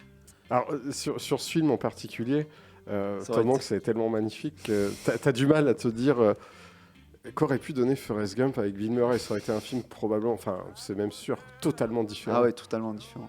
Alors oui, effectivement, il y a Splash aussi. Splash, Qui a fini par hérité ouais. par Tom Hanks. Alors encore une fois, les raisons des refus de Bill Murray sont soit il a pas aimé le film, soit il a fait sa diva, soit il a pas été contacté correctement, etc. etc. Ouais. Il n'y a pas de raison souvent précise avec Bill C'est Murray. ça. Il est très mystérieux, hein. Voilà, très mystérieux. Donc Splash, du coup celui qu'on évoquait tout à l'heure, le rôle Ramis, ma femme, mes doubles et moi, c'est souvent là-dedans. Et il y a Batman. Alors oui, tu me disais le casting qu'avait envisagé Ivan Reitman pour Batman, c'était Bill Murray donc dans le rôle titre. Batman, il y avait David Niven en Alfred, William Holden en commissaire Gordon, David Bowie en Joker, et Robin, il y a deux idées qui circulent, Eddie Murphy ou Michael J. Fox. Ah, ça aurait été génial. Ouais, c'était bien, mais Ça aurait Mais, été génial. mais Bill Murray, c'est pas con, parce que quand tu vois Keaton dans le Burton, du coup, après c'était Dante qui a récupéré Oui. le projet, et après Tim Burton au final, Keaton vient du stand-up. Hein. Bah, bien sûr. ce que tout le monde oublie d'ailleurs. Hein. Et d'ailleurs, tu m'avais raconté une doc sur Free Amigos. Oui, d'ailleurs, je l'ai appris après l'émission qu'on a faite sur l'Indice. Spielberg a été rattaché au projet pendant quelques temps. Et donc, Chevy Chase aussi, d'ailleurs. Chevy Chase aussi, ils ont pas mal D'échanges. voilà, d'échanges, merci bien. Spielberg, il avait dans la tête donc Steve Martin, comme dans le film Fini, on connaît. pourrait dire, le film qu'on connaît, Bill Murray et Robin Williams. Ça fait quand même envie. Ça aurait fait quand même envie, ouais, bien sûr. D'ailleurs aussi, en parlant de Steven Spielberg, on peut parler de Roger Rabbit. Il a été pressenti, c'est le premier choix des deux pour Eddie Valiant. C'était Ah. le choix de Zemeckis, c'était Bill Murray. Ouais, c'est un film qui regrette énormément Bill Murray en interview. Il aurait été génial. Alors, Ah j'adore ouais, Bob Hopkins, mais Bill Murray, là, tu vois, c'était bien. contrairement à Forrest Gump, j'imagine tout Ah à fait ouais, Bill ouais, Murray moi dans aussi. ce rôle-là. Ça aurait Mais- été- Ils n'ont pas réussi en fait à contacter là. Mais alors c'est curieux parce qu'il a refusé deux films de Zemeckis. Alors moi je dis jamais 203, peut-être qu'un jour, parce que à mon avis il le veut, hein, Zemeckis le veut. Hein, pour... Alors pêle-mêle, il a refusé Philadelphia, le rôle de Denzel Washington. Il a refusé Rain Man, le rôle de Dustin Hoffman. Il a refusé Dead Zone de Cronenberg. C'était le choix de Walken. Stephen King à la base. Ah bon? Walken, oui, pardon. D'accord. Qui a joué le rôle au final. Donc c'était le premier choix de Stephen King. Les Sorcières d'Eastwick, qu'il a refusé au dernier moment. Il devait vraiment le faire. Une semaine avant, il s'est barré. Ouais, ça aurait été tellement bien. Même coup, c'est sur Comment savoir, un film que j'aime beaucoup de James L. Brooks. Le dernier L. Brooks, il s'est barré, je crois, 3 jours avant le tournage. Et encore Nicholson qui l'a remplacé du coup. Heureusement qu'il y a Nicholson quand même à chaque fois. Nicholson aussi, pas mal de points communs avec Nicholson. Un flic à la maternelle, forcément. What? Ouais, bah c'est Ivan Reitman. Hein. Ah oui. Ah, t'imagines ouais, non. Murray débarquer avec le fusil à pompe là, Oui, dans la ouais, c'est première ça. scène du film. Toy Story, la voix de Buzz l'éclair. Après, ils ont pensé à Billy Crystal et du coup, c'est Tim Allen. Larry Flint. Ça aurait été bon, Larry Ça Flint. aurait été très Ah bon, oui. ouais. Ah oui, oui. Avec Woody Harrelson, une fois de plus, avec Ah, je dis oui. Kingpin Ah oui. et Zombieland. Et toi qui es fan de Star Wars, Han Solo. Il a auditionné pour Han Solo. Il a auditionné, ouais. Bon, tout le monde a auditionné pour Han Oui, Solo. en même temps, ouais. Pacino, Walken, Kurt Russell. Steve Martin, j'ai appris, et Chevy Chase aussi. Ouais. Comme quoi, non, mais ils ont tous fait, Ils ont fait ça. tous fait l'audition. Ouais. Et finalement, c'est le mec qui n'en voulait pas. Qui Qui a jouait eu- un peu son Bill Murray. Oui, voilà, c'est ça. Qui faisait le gars avec le flegme, le gars nonchalant, qui fait moi j'ai pas trop envie de faire l'audition, qui obtient le rôle. Quoi. Mais ça aurait pu avec Bill Murray, franchement. Ça aurait pu être Bill Murray, ouais. Et d'ailleurs, à propos de Harrison Ford, une fois de plus, tu sais que sur Indiana Jones, à la base, c'était pas le premier choix de Lucas. Il voulait pas que ce soit son De Niro à lui, comme il disait. Et ils avaient aussi auditionné Bill Murray. Ouais. Bon, il n'était pas pressenti pour jouer le rôle, mais ils l'ont auditionné quand même. Bon, là, par contre, j'avoue que ça l'aurait peut-être moins fait. En même temps, Ford est tellement marquant dans ce Oui, rôle-là. c'est ça. Enfin, on pourrait tenir 2 heures comme ça sur les rôles refusés par Bill Murray. Et du coup, il refuse beaucoup de rôles, mais alors, par rapport au film qu'il a pu écrire ou porter vers des réalisateurs, est-ce que tu as des petites infos à nous donner? Bah, du coup, il y a celui qu'on évoquait tout à l'heure, là, le fil du rasoir, qui est Le quand fil même du rasoir, son bien sûr. projet en perso, et un film, Quick Change, en français, c'est comment déjà Hold Up à New York, remake du film de Alexandre Arcadi, avec Jean-Paul Belmondo, Guy Marchand et Jean-Pierre Mariel, Alexandre Arcadi. que j'aime bien par ailleurs, Hold Up. Donc il reprend la trame initiale en fait du film d'Arcadi. C'est une nouvelle à la base. Hein. C'est une nouvelle, mais bon, il est co-réalisateur seulement, Bill Murray. Co-réalisateur avec Howard Franklin, qui a aussi fait d'autres films avec lui, tu sais, les fameux films qu'on évoquait, années 90, Oui. tous ces films. Je crois que justement, c'est pas lui, l'homme qui L'homme qui en sait trop peu, ouais, je crois que c'est lui aussi. que j'ai pas vu d'ailleurs. Et donc Quick Change, voilà le truc. Enfin, vous l'avez vu l'Arcadie ou pas, non? Non, Non. C'est la même histoire en fait. C'est un mec habillé en clown qui va faire un braquage en fait. Et la différence près, c'est que dans le Arcadie, ils sont poursuivis plus ou moins par des gangsters, par la mafia et compagnie. Que dans le Bill Murray, qui est quand même il est quand même vachement drôle. Il y a aussi Randy Quaid qui fait son acolyte, donc le rôle de Guy Marchand. Il y a Gina Davis, il y a Jason Robards dans le rôle de Jean-Pierre Mariel, le rôle du flic qui veut l'arrêter. Le casse se passe parfaitement bien. En fait, en 20 minutes, il est bouclé. C'est le casse parfait, tu vois. Ils arrivent à sortir le pognon, $1 million et tout. Et après, en fait, ce qui se passe, c'est que rien ne va. C'est-à-dire entre la banque et l'aéroport, pour partir après en Martinique, rien ne va. Ils tombent sur la mafia, enfin, ils tombent sur des quiproquos, tu vois, des trucs complètement fous. Et c'est vrai que, encore une fois, on tombe dans la thématique complètement de Murray, l'homme qui n'était pas là ou qui n'est pas. Vous voyez ce que je veux dire? L'homme qui est n'est pas à sa place. contre-temps. Il n'est pas à sa place. C'est vrai que le rythme chez Bill Murray c'est très important quand même, hein, dans sa notion de jeu. Bah, comme on disait tout à l'heure, c'est le gars qui ne fait rien et pourtant tu as l'impression qu'il fait tout. Voilà. D'ailleurs, en parlant de ça, on parlait de Un jour sans fin, donc voilà, vis-à-vis du temps, c'est peut-être aussi en ça que c'est peut-être son meilleur film par rapport justement à cette thématique du temps dans lequel il ne se passe rien puisqu'il se passe tout le temps la même chose. Donc vis-à-vis de lui, ça le travaille en fait. Donc c'est ce qui pousse en fait son génie comique à son paroxysme et en même temps sa dépression par rapport au fait qu'il aimerait se sortir de ce temps qui n'avance pas en fait. Donc c'est peut-être quelque chose à analyser. C'est peut-être aussi pour ça qu'Un jour sans fin nous a tous marqués. C'est peut-être parce qu'il synthétise le mieux Bill Murray peut-être, dans son jeu, dans sa manière d'aborder ses thématiques, etc. Puis ce qui est drôle avec Bill Murray, c'est assez facile de noter ça. Il joue souvent son propre rôle d'ailleurs. Oui, c'est vrai. C'est ça, c'est un mélange en fait entre la vie réelle et la diégèse des films. C'est où s'arrête le vrai Bill Murray, où commence le Bill Murray personnage. Il arrive énormément à jouer là-dessus, et ce qui lui facilite du coup la vie pour jouer son propre rôle dans, je pense, Very Merry Christmas, qui est sorti sur Netflix pour Noël dernier. Qui est pas mal. Qui est très sympa, ouais, où il joue Bill Murray. Ouais, co-scénarisé du coup aussi un projet co-scénarisé, perso avec Coppola. C'est réalisé par Coppola. Ouais, c'est réalisé par Sofia Coppola.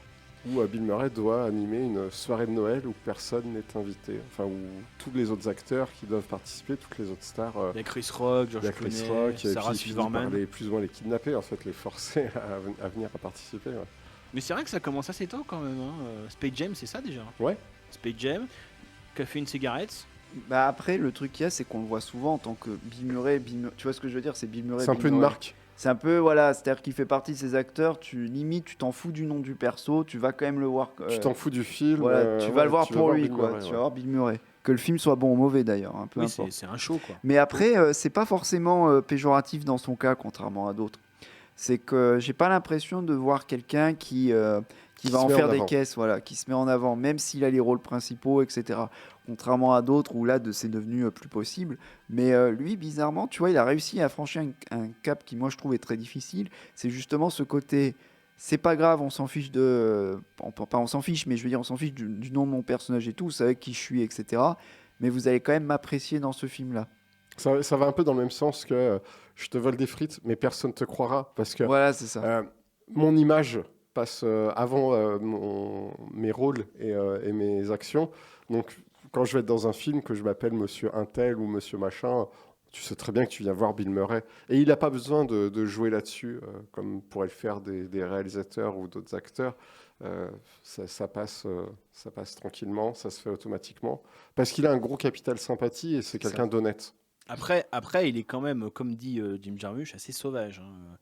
Il y a quand même plusieurs anecdotes où il fracasse des paparazzis. Oui, bien sûr, mais l'un n'empêche pas l'autre, finalement. Il est naturel, il est nature. Et Jarmusch dit très bien, d'ailleurs, c'est assez paradoxal, mais en fait, il est très, très mystérieux. On n'arrive jamais à le saisir correctement, entièrement, Bill Murray. Jarmusch, il dit, c'est un mec qui veut toute la gloire sur lui, tout l'amour sur lui. Voilà, c'est un comique, c'est ça les comiques, c'est des mecs qui veulent être aimés, et voilà.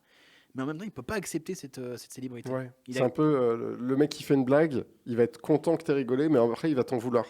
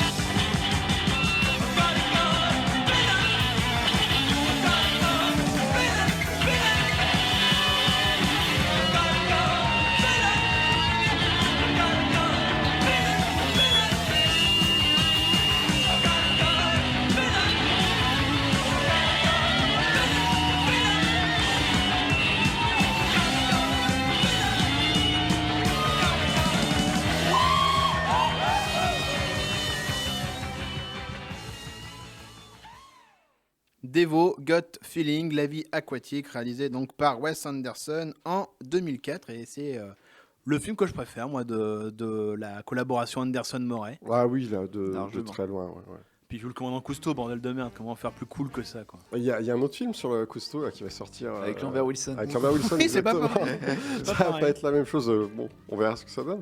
D'ailleurs, juste petite parenthèse sur la vie aquatique. Le chanteur, je vais peut-être pas très bien prononcer son nom, c'est Seu George. C'est bien ça. Il va entamer une tournée, fin 2016 ou début 2017, sur les chansons de la vie aquatique, toutes ces reprises de Bowie en portugais. Il va faire une tournée de concerts sur ce répertoire-là. C'était Ça, super, c'est cool. le film, ça. Ah, ça ça, marchait apportait, bien, hein. ça apportait vraiment quelque chose au film. Ouais.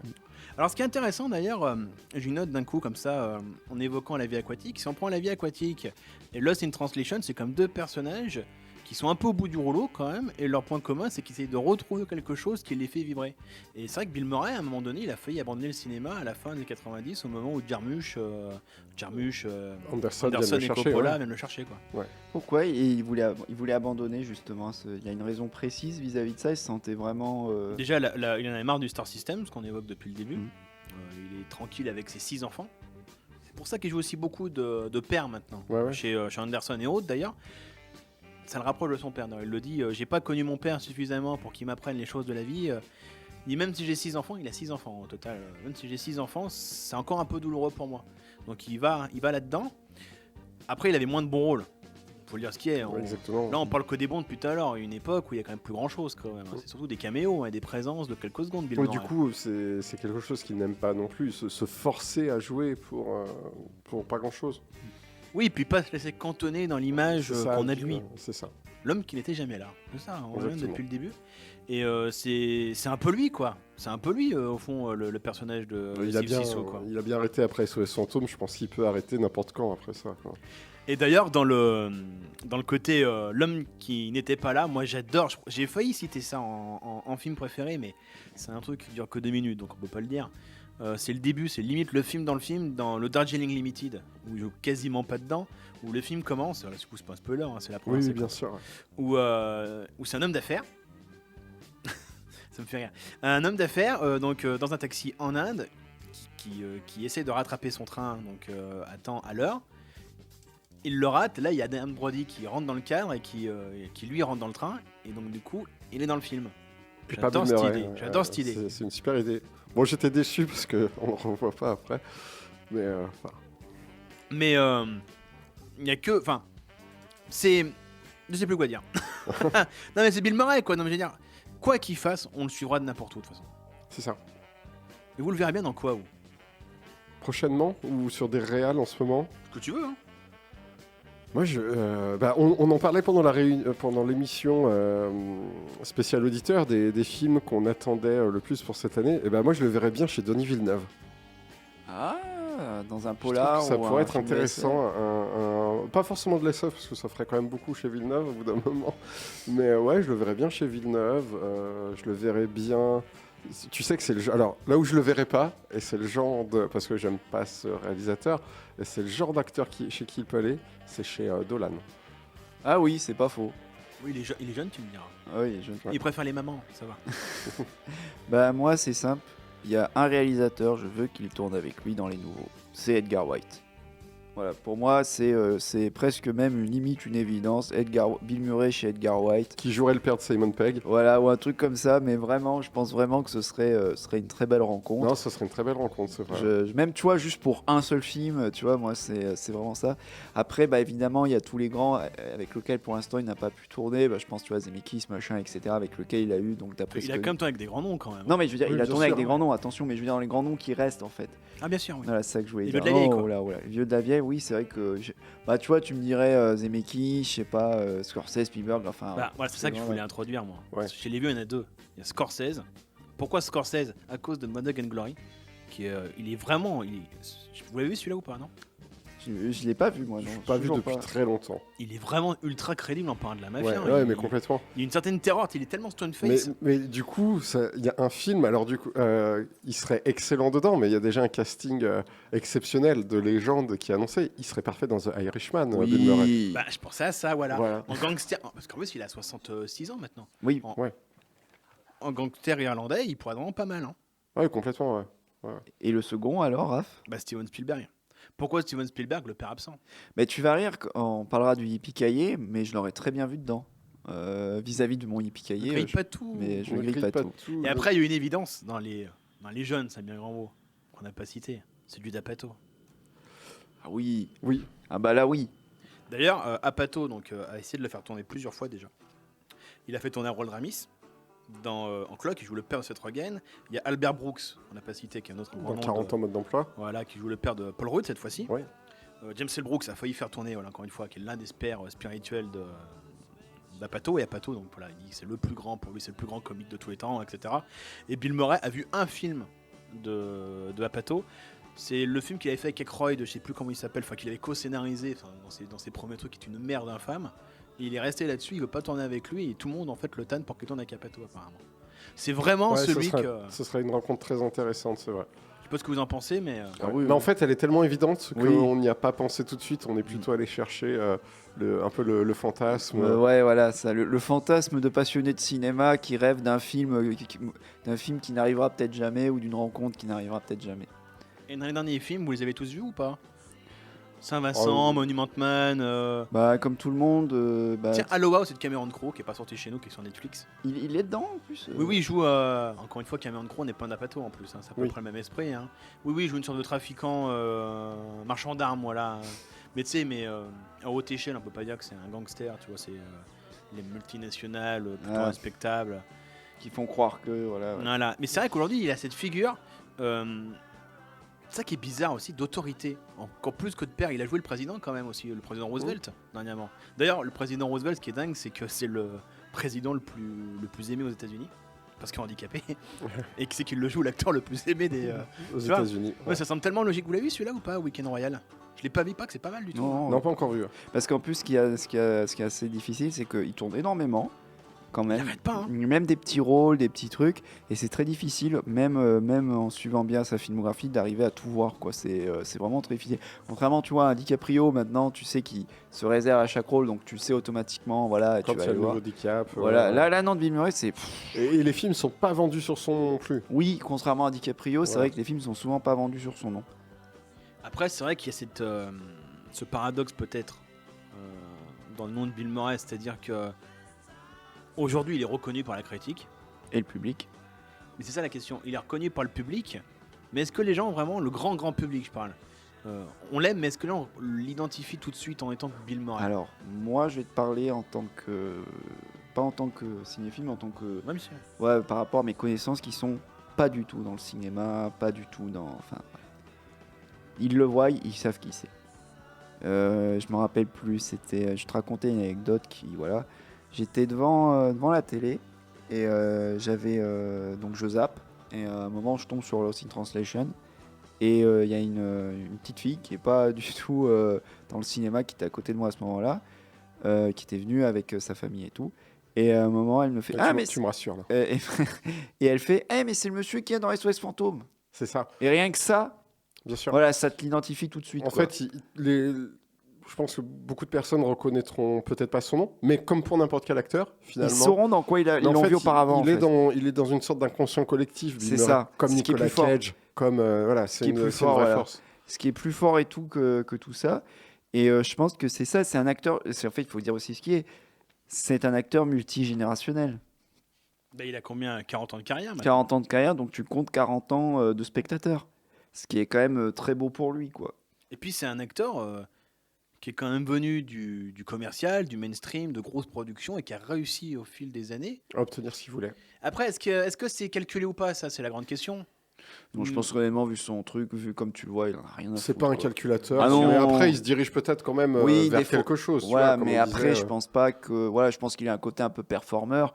Mais je pense que c'est plus un côté, j'en ai rien à foutre et je fais ce que je veux, quoi. Voilà. Moi, vraiment, en tout cas, je le vois comme ça. Après, c'est peut-être mon image faussée. Après, il choisit ses films tout de même. Voilà, il choisit quand même ses films. Il n'est pas calculateur. Mais je veux dire, tu vois. Oui, c'est le coup de cœur. C'est le coup de cœur, mais en même temps, c'est sans faire de comparatif négatif, parce qu'on l'aime tous aussi à la radio. Pour comparer à Nicolas Cage, tu vois, Nicolas Cage, lui, malheureusement, il est obligé d'accepter quantité de booze pour pouvoir. Ouais, il avait qu'à déclarer ses maisons en même temps. Oui, non, mais on est d'accord, mais voilà quoi. De toute façon, Bill Murray déclare: je ne suis pas cher du tout, alors vous pouvez y aller. Bah voilà, il y a toute la réponse est dans ta phrase. Oui, parce qu'il n'est pas forcément bankable quand même. Oui, non. Enfin, il l'était à l'époque. Aujourd'hui, c'est une autre phase de sa carrière de Bill Murray. Bah, en plus, du Star System, etc. Enfin voilà quoi. Bah, aujourd'hui, il est quand même, faut le dire ce qu'il est, dans un versant beaucoup plus autorisant, Oui, c'est vrai. beaucoup plus indépendant. C'est vrai. À part Netflix aujourd'hui, bon, il a fait des trucs pour Netflix quand même. Bah oui. Saint-Vincent, j'ai beaucoup aimé Saint-Vincent, moi. Où il jouait un vieux grincheux, aigri. C'est pas produit par Weinstein aussi? Oui, en fait, Weinstein, s'est greffé À Netflix, sur la prod Netflix. ouais, quand il a appris que Bill Murray était dans le coup. Ah, super. D'ailleurs, rappelons que Bill Murray n'a jamais gagné d'Oscar. Hein. Comme Il a- beaucoup. Ouais, Il a comme gagné un beaucoup. Golden Globe seulement pour Lost in Translation, ouais. ce qui est entièrement mérité, je pense. Mais à part ça, Mais l'Oscar était mérité. Après, il faut voir qui était en compétition cette année-là. Mais...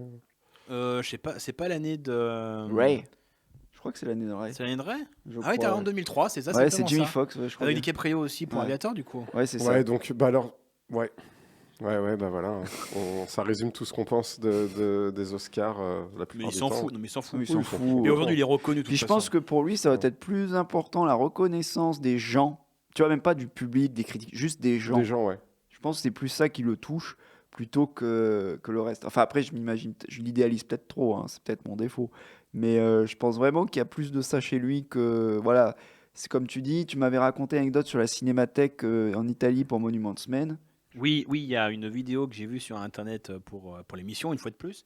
Putain, pour une fois que je bosse, je le dis quoi. Du coup, j'ai tout dit, tu vois. Donc, merci, Johan.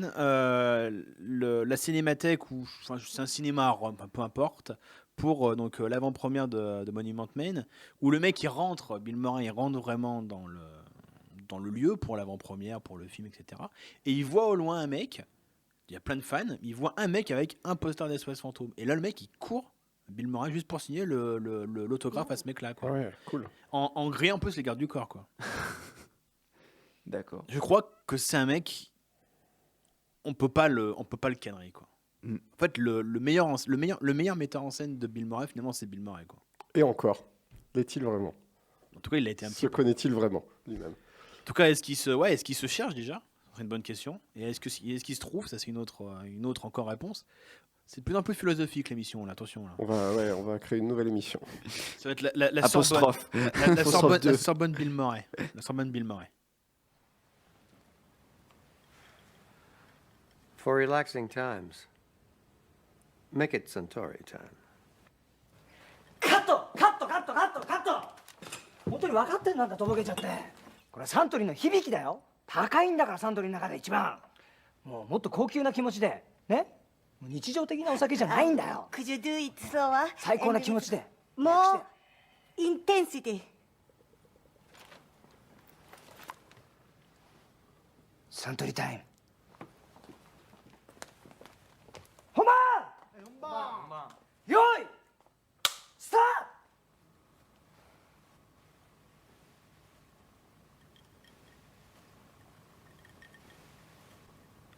For relaxing times, make it Suntory time. カット Forcément, il fallait finir par Lost in Translation. On en parle depuis le début. Bien sûr. Alors, pour finir, en fait, c'est très simple. Pourquoi Bill Murray? Parce qu'on l'aime. Que tout le monde l'aime. Que tout le monde l'aime et que j'espère que l'émission vous plaira. On a essayé de... Enfin, ça paraissait logique. Je sais pas, ça me paraissait logique. C'est ça. Je voulais faire Tom Hanks à la base. C'est un peu un autre équivalent pour aller dans la bonhomie, dans la gentillesse et dans des rôles divers et variés chez différents auteurs. Mais c'est vrai que Bill Murray s'impose encore Pour plus. une ouverture de saison, c'est parfait. C'est parfait. Et j'espère qu'on a été plutôt à la hauteur. Parce qu'au bout d'un moment, dire qu'on aime, on aime, c'est génial, etc. Ça peut être un peu redondant et chiant pour C'est ça, ouais. le public. Mais bon. Bah, c'est eux qui nous diront, hein, c'est le public qui nous dira si on a été bon ou pas. Et juste pour finir, tiens, puisqu'on aime Bill Murray, allez. Pas SOS Fantôme, pas Un jour sans fin. Un film comme ça conseillé de Bill Murray. Ou autre chose, un sketch ou une chanson, ce que vous voulez. Johan, Bah, vous avez la main. Place au jeu, Johan. Merci Julien. Qu'est-ce que je Pas Michael Keaton, hein, Bill Murray, t'es d'accord? Oui. Non, Michael Keaton lui fait le vautour maintenant. Un film ou un truc. Je peux dire le mien en attendant si vous voulez. Ouais, vas-y. Bah, je l'ai dit au début, Kingpin, il faut le répéter. Hein. Ouais. Choper Kingpin, c'est le seul moyen de le voir, c'est le télécharger de toute façon. Alors moi, c'est pas une. Ouais, Amazon, non? C'est pas un film. Oui, pas aussi. une- Oui. c'est Moi, pas une- j'aime pas Amazon. C'est pas un film, c'est pas une série, c'est rien. C'est juste un truc qui m'a fait sourire. C'est pas grand chose, c'est vraiment pas ce qu'on vous. Ah, vas-y, accouche. Il a été dans un talk show pour la promo du livre de la jungle. Je sais plus duquel. C'est Conan O'Brien ou Jimmy Kimmel. Et il chante la chanson Il en faut peu pour être heureux avec le gamin du film. Ouais, cool. Et je sais pas pourquoi, ça m'a redonné le sourire de le voir chanter cette chanson. Tu sais pas? Moi, ce serait Coffee and Cigarettes. Ah oui. C'est vrai, Parce qu'on n'y pense pas assez, tout simplement. RZA et GZ. Ouais. La séquence du thé. La séquence du thé, ouais. C'est à peu près à cette période où je l'ai redécouvert. Et pour finir, moi j'aimerais juste te dire, puisque Johan évoque Jimmy Kimmel, Conan O'Brien, il est très fidèle à David Letterman. C'est l'un de ses invités réguliers. Il était là à la première émission de Late Night with David Letterman, son premier show. Et il a fait le dernier l'an passé, le dernier numéro donc, du Late Show de David Letterman en 2015. Dernier invité. Voilà. Donc il est vraiment très très fidèle. Et vous pouvez trouver aussi toutes les anecdotes et bêtises qu'on a évoquées depuis le début, vous les fans. En fait, je voulais le commander pour l'émission. Je balance ma vie. Mais il aurait été livré après l'émission, donc ça ne servait à rien. Il y a un livre entier consacré à Bill Murray, le seul qui s'appelle The Big Bad Book of Bill Murray. Je l'avais feuilleté à Berlin, c'est extraordinaire. Donc vous avez toutes les anecdotes, vous me croirez jamais, etc. Donc si vous êtes fan, continuez avec ce bouquin. Voilà. Génial, très bon conseil. Yippee-ki-yay, motherfucker. Yippee-ki-yay, motherfucker.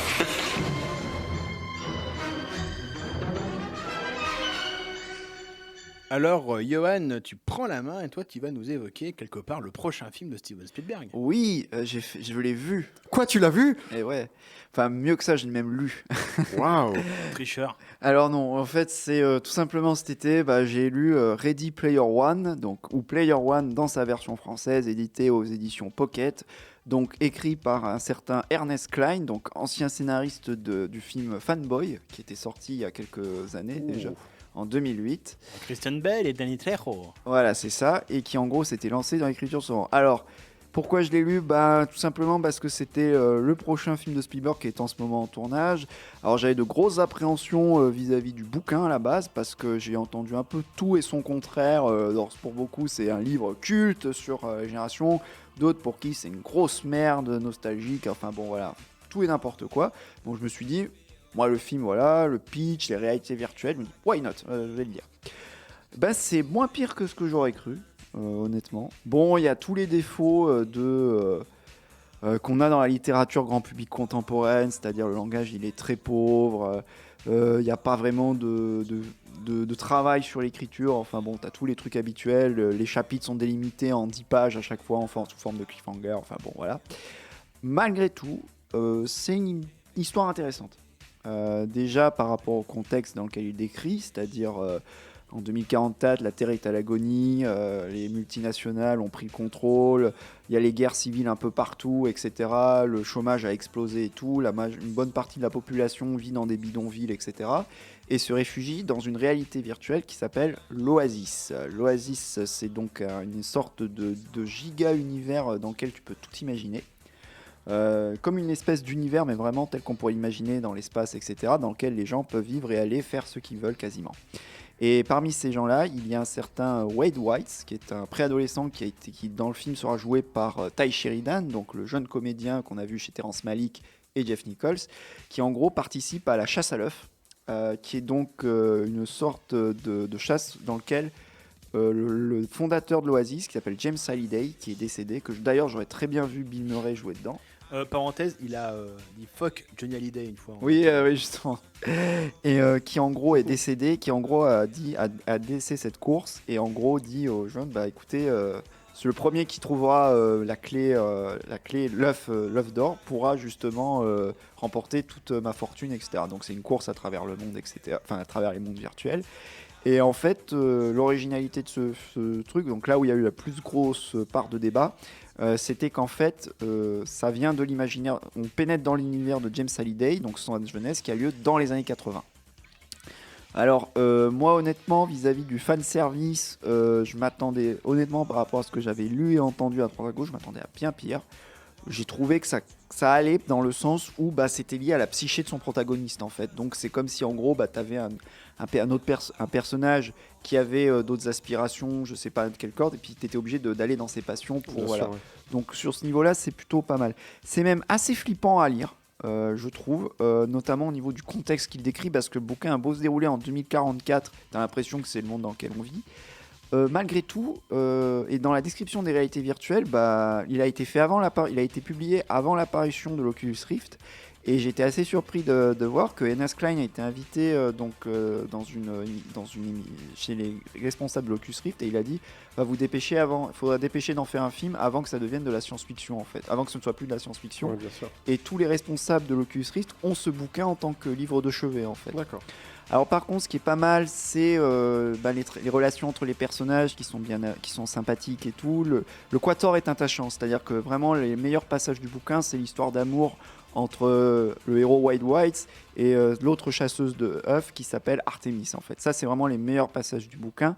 Et alors là, je termine dessus très vite. Le climax, une partie du climax, j'en dis pas plus, si ce n'est que tu as grandi avec Bioman, tu aimes Evangelion, tu as adoré Pacific Rim, tu connais Ultraman. Voilà, j'en dis pas plus. Mais en gros, s'il respecte bien le truc, en gros, c'est Spielberg qui fait du Super Sentai ou du Tokusatsu, qui fait son hommage au Tokusatsu. Et je soupçonne même Del Toro d'avoir lu ce livre avant Pacific Rim pour certains descriptifs de relationnel entre les personnages. Parce que vers la fin, tu penses beaucoup à l'histoire d'amour entre Mako et... comment il s'appelle le personnage dans Charlie Hunnam, là, dans Pacific Rim? J'ai perdu le nom. C'est pas grave. Spencer, je crois. Et ça rappelle. Il sera pas dans la suite. Voilà, mais en gros, ça rappelle pas mal. Enfin, notamment sur certains enjeux relationnels. Donc, Yohan, t'attends le film en fait. Moi, j'attends le film. Je suis très curieux parce que ça peut être aussi bien vraiment une super réussite, un peu dans une réussite à la Speed Racer, Scott Pilgrim ou même Jack Burton dans Le Griffe du Mandarin. C'est vraiment un film qui serait, s'il était réussi, je pense que ça serait vraiment dans ce trip-là. Hein. Ce serait vraiment un gros trip comme ça. Mais si c'est foiré, c'est un immense ratage.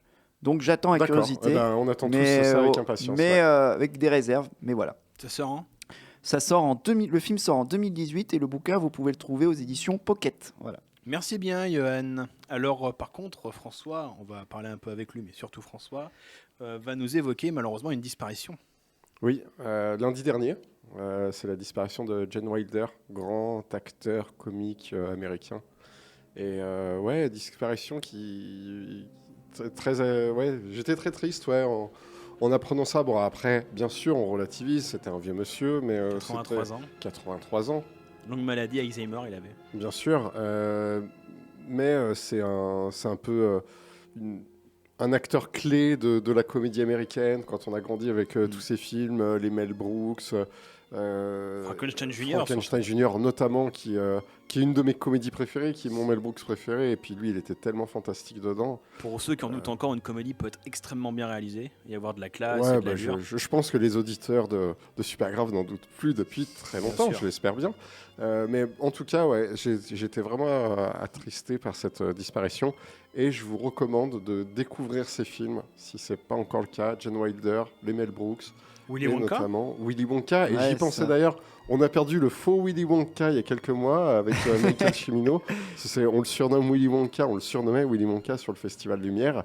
Et là, on a perdu le vrai Willy Wonka. Bill Murray était pressenti avant Depp sur le Burton aussi. Mais bon, on en revient à Bill Murray. Et aussi Ready Player One. Donc, tu vois, mais tout est lié, Yohan. Tout est lié. Willy Wonka, Bill Murray. Les comédies de Richard Pryor aussi avec les comédies de Richard Pryor. Trans-America Express, c'est bien ça. Oui aussi, entre autres, mais il en a fait plusieurs. C'est comment le film où c'est deux témoins d'un meurtre, il y en a un qui est aveugle, l'autre il est sourd. C'est une idée superbe. Je l'ai pas vu celui-là. Mais grand acteur comique, oublié depuis longtemps. Et moi je l'adore, c'est un petit rôle, hein. C'est dans le Woody Allen, tout ce que vous avez toujours voulu savoir sur le sexe. Hein. Et il joue le psychiatre amoureux de la brebis. Et j'étais en train de me dire, autre point, c'était souvent quelqu'un qui était amené à jouer des rôles d'homme-enfant. Oui, c'est vrai. Très Pierre Richard, un peu à l'américaine. Ouais, dans le physique aussi. Dans le physique et Arthur, il faudrait en reparler, c'est l'original, qui justement basé un peu sur une thématique assez similaire à son rôle de Willy Wonka dans Charlie Chocolaterie. Donc voilà, et puis Ce qui m'a beaucoup étonné, c'est les réactions. Il y en a eu énormément. Ouais, en j'ai fait. vu aussi. J'étais assez surpris parce que j'aurais cru qu'il était connu qu'aux États-Unis, tu vois. Puis finalement, non, tout le monde a grandi au moins avec un de ses films, quoi. Ça m'a beaucoup touché. Après, il y a une explosion des réactions suite au décès maintenant sur les réseaux sociaux. T'as beaucoup de personnes, ils ont vu un film ou un extrait avec ce mec, et puis ils vont quand même te mettre une réaction, mais c'est plaisant de voir qu'il n'est pas oublié. En tout cas, voilà, on voulait rendre hommage à Gene Wilder, donc disparu lundi dernier, à l'âge de 83 ans, un immense acteur, et un acteur, comme tu l'as très bien dit, clé de la comédie américaine, avec entre autres son acolyte de toujours, Mel Brooks. Voilà. Mel Brooks, ouais. Peut-être une émission sur Mel Brooks un jour. Ah oui, pourquoi sans pas, doute, sans problème. Ouais. Alors, je continue sur la comédie. On a évoqué Gene Wilder, du coup, malheureusement. On a évoqué Bill Murray. Et ben, je vais évoquer Billy Crystal. Du coup, j'ai revu comme ça, pour le fun. J'ai vu beaucoup de Bill Murray pour l'émission, donc j'ai pas vu grand-chose à part ce film-là, que j'adore. Quand Harry rencontre Sally, que j'ai vu pour, je sais pas, la 10e ou 100e fois. Alors, je voulais tout simplement l'évoquer. Donc, film réalisé en 89 par Rob Reiner.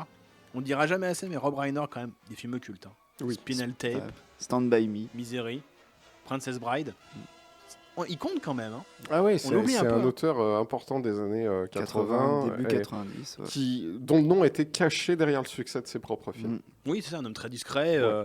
Et donc, quand Harry rencontre Sally, qui est pour moi, je le dis tout de go, la plus grande comédie romantique de tous les temps, avec Annie Hall de Woody Allen. C'est un peu le prolongement direct, quelque part. Avec cette idée, je trouve absolument toute simple, mais il fallait l'avoir quand même. Une comédie romantique vue des deux points de vue, de l'homme et la femme. C'est un film qui me fait hurler de rire, et je le trouve tellement juste sur les relations de couple.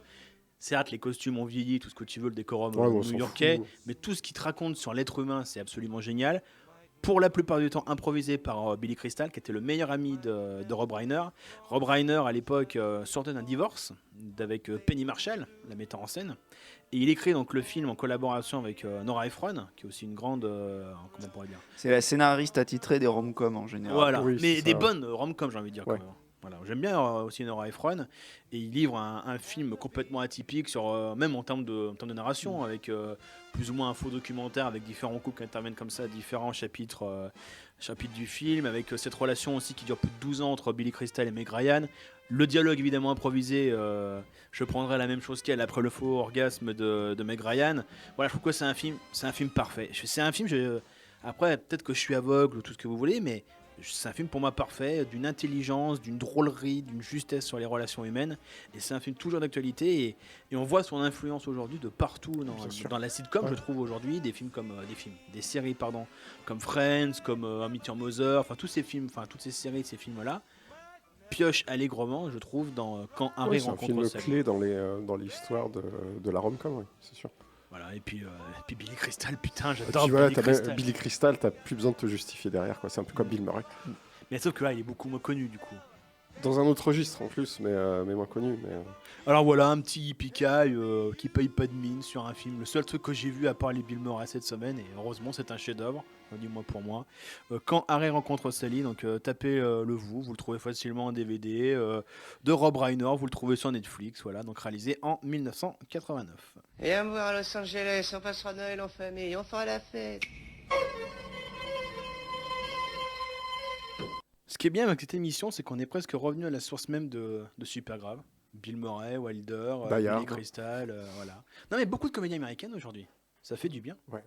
Alors merci messieurs d'avoir évoqué Bill Murray. Merci à toi Raphaël. Merci Raph, merci Johan. On s'est pas trop forcé, Merci. je pense. Non. On s'est fait Merci plaisir. à Raph. Mais je pense merci, que François. au bout d'un moment, les auditeurs l'auront compris. On adore la comédie, on adore la comédie américaine. Donc Bill Murray était un peu une évidence.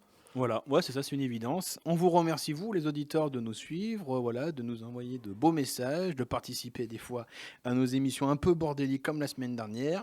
Vous pouvez nous retrouver donc sur Facebook, sur Twitter, sur nos pages attitrées, sur Mixcloud aussi pour nos podcasts, et désormais donc sur Arliomag, le webzine de la culture lyonnaise, où ils reprennent un peu pêle-mêle nos derniers podcasts, voilà, John Landis, Paul Verhoeven et les autres. Petite nouveauté, vous verrez, je pense, dans l'émission, on va essayer de caler tout ça. Il y aura peut-être des nouvelles chroniques. J'ai bien envie de faire un truc sur un conseil comme ça du film du samedi soir, entre potes. Pourquoi pas, ouais. Une chronique peut-être politique liée à la présidentielle. Supergrave pourrait se lancer en politique. Aujourd'hui, Emmanuel Macron vient de démissionner. Alors, moi, je vote pour Simon Benatar tout de suite. Le lobby juif est derrière lui. On déconne, c'est bon. Et donc voilà, on essaiera peut-être d'innover dans cette nouvelle saison. On se quitte ici sans rien du tout, pomme de terre comme d'habitude, avec un extrait d'une BO culte. Et cette semaine, on va donc continuer avec Bill Murray, cette fois-ci en duo avec Miley Cyrus. François vous l'a évoqué, le très sympathique téléfilm A Very Murray Christmas. Et donc ils vont chanter Slide Ride en compagnie également de George Clooney. Quant à nous, messieurs, vous restez la semaine prochaine, enfin non, dans 15 jours, pardon. Dans 15 jours, on se retrouve pour un de nos sujets favoris. Alors oui, dans 15 jours, on se retrouve, c'est la rentrée. Donc du coup, on retourne à l'école, on va retourner au lycée, on va retourner à la fac, au collège. On va faire une spéciale, cette fois-ci spéciale genre, on pourrait dire. Une spéciale teen movie. Et je crois que c'est ton genre préféré, c'est le mien. Johan, je ne sais pas. J'aime beaucoup, j'ai toujours même rêvé d'en réaliser un jour. Moi, j'ai toujours rêvé de vivre dans un teen movie, donc c'est parfait. Et ben voilà. À dans 15 jours sur À le dans teen 15 movie. jours. À dans 15 jours.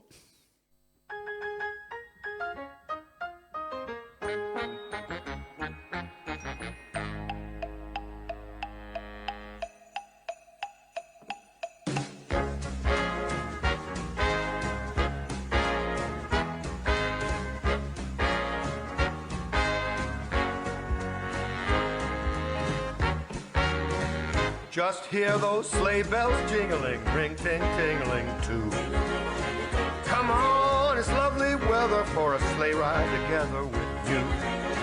Outside the snow is falling and friends are calling. Yoo-hoo! Come on, it's lovely weather for a sleigh ride together with you. Judge, you made it? Well, there's traffic, so I caught a sleigh. And you brought Miley Cyrus. Boy. It's her sleigh. Hey, save your money, flying private, you know. It's the reindeers that'll get you. Oh, yeah? Trust me. Our cheeks are nice and rosy and comfy cozy are we. We're snuggled up together like birds of a feather So would nice to be. see you. I thought I'd make a martini or two. This is the place to do it. Sing a chorus or two. Come on, it's lovely weather for a sleigh ride together with you.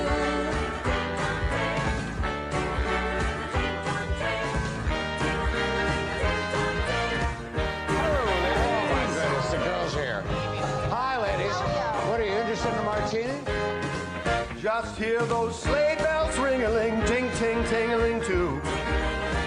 Come on, it's lovely weather for a sleigh ride together with you. Outside the snow is falling. And friends are calling you. Come on, it's lovely weather for a sleigh ride together with you.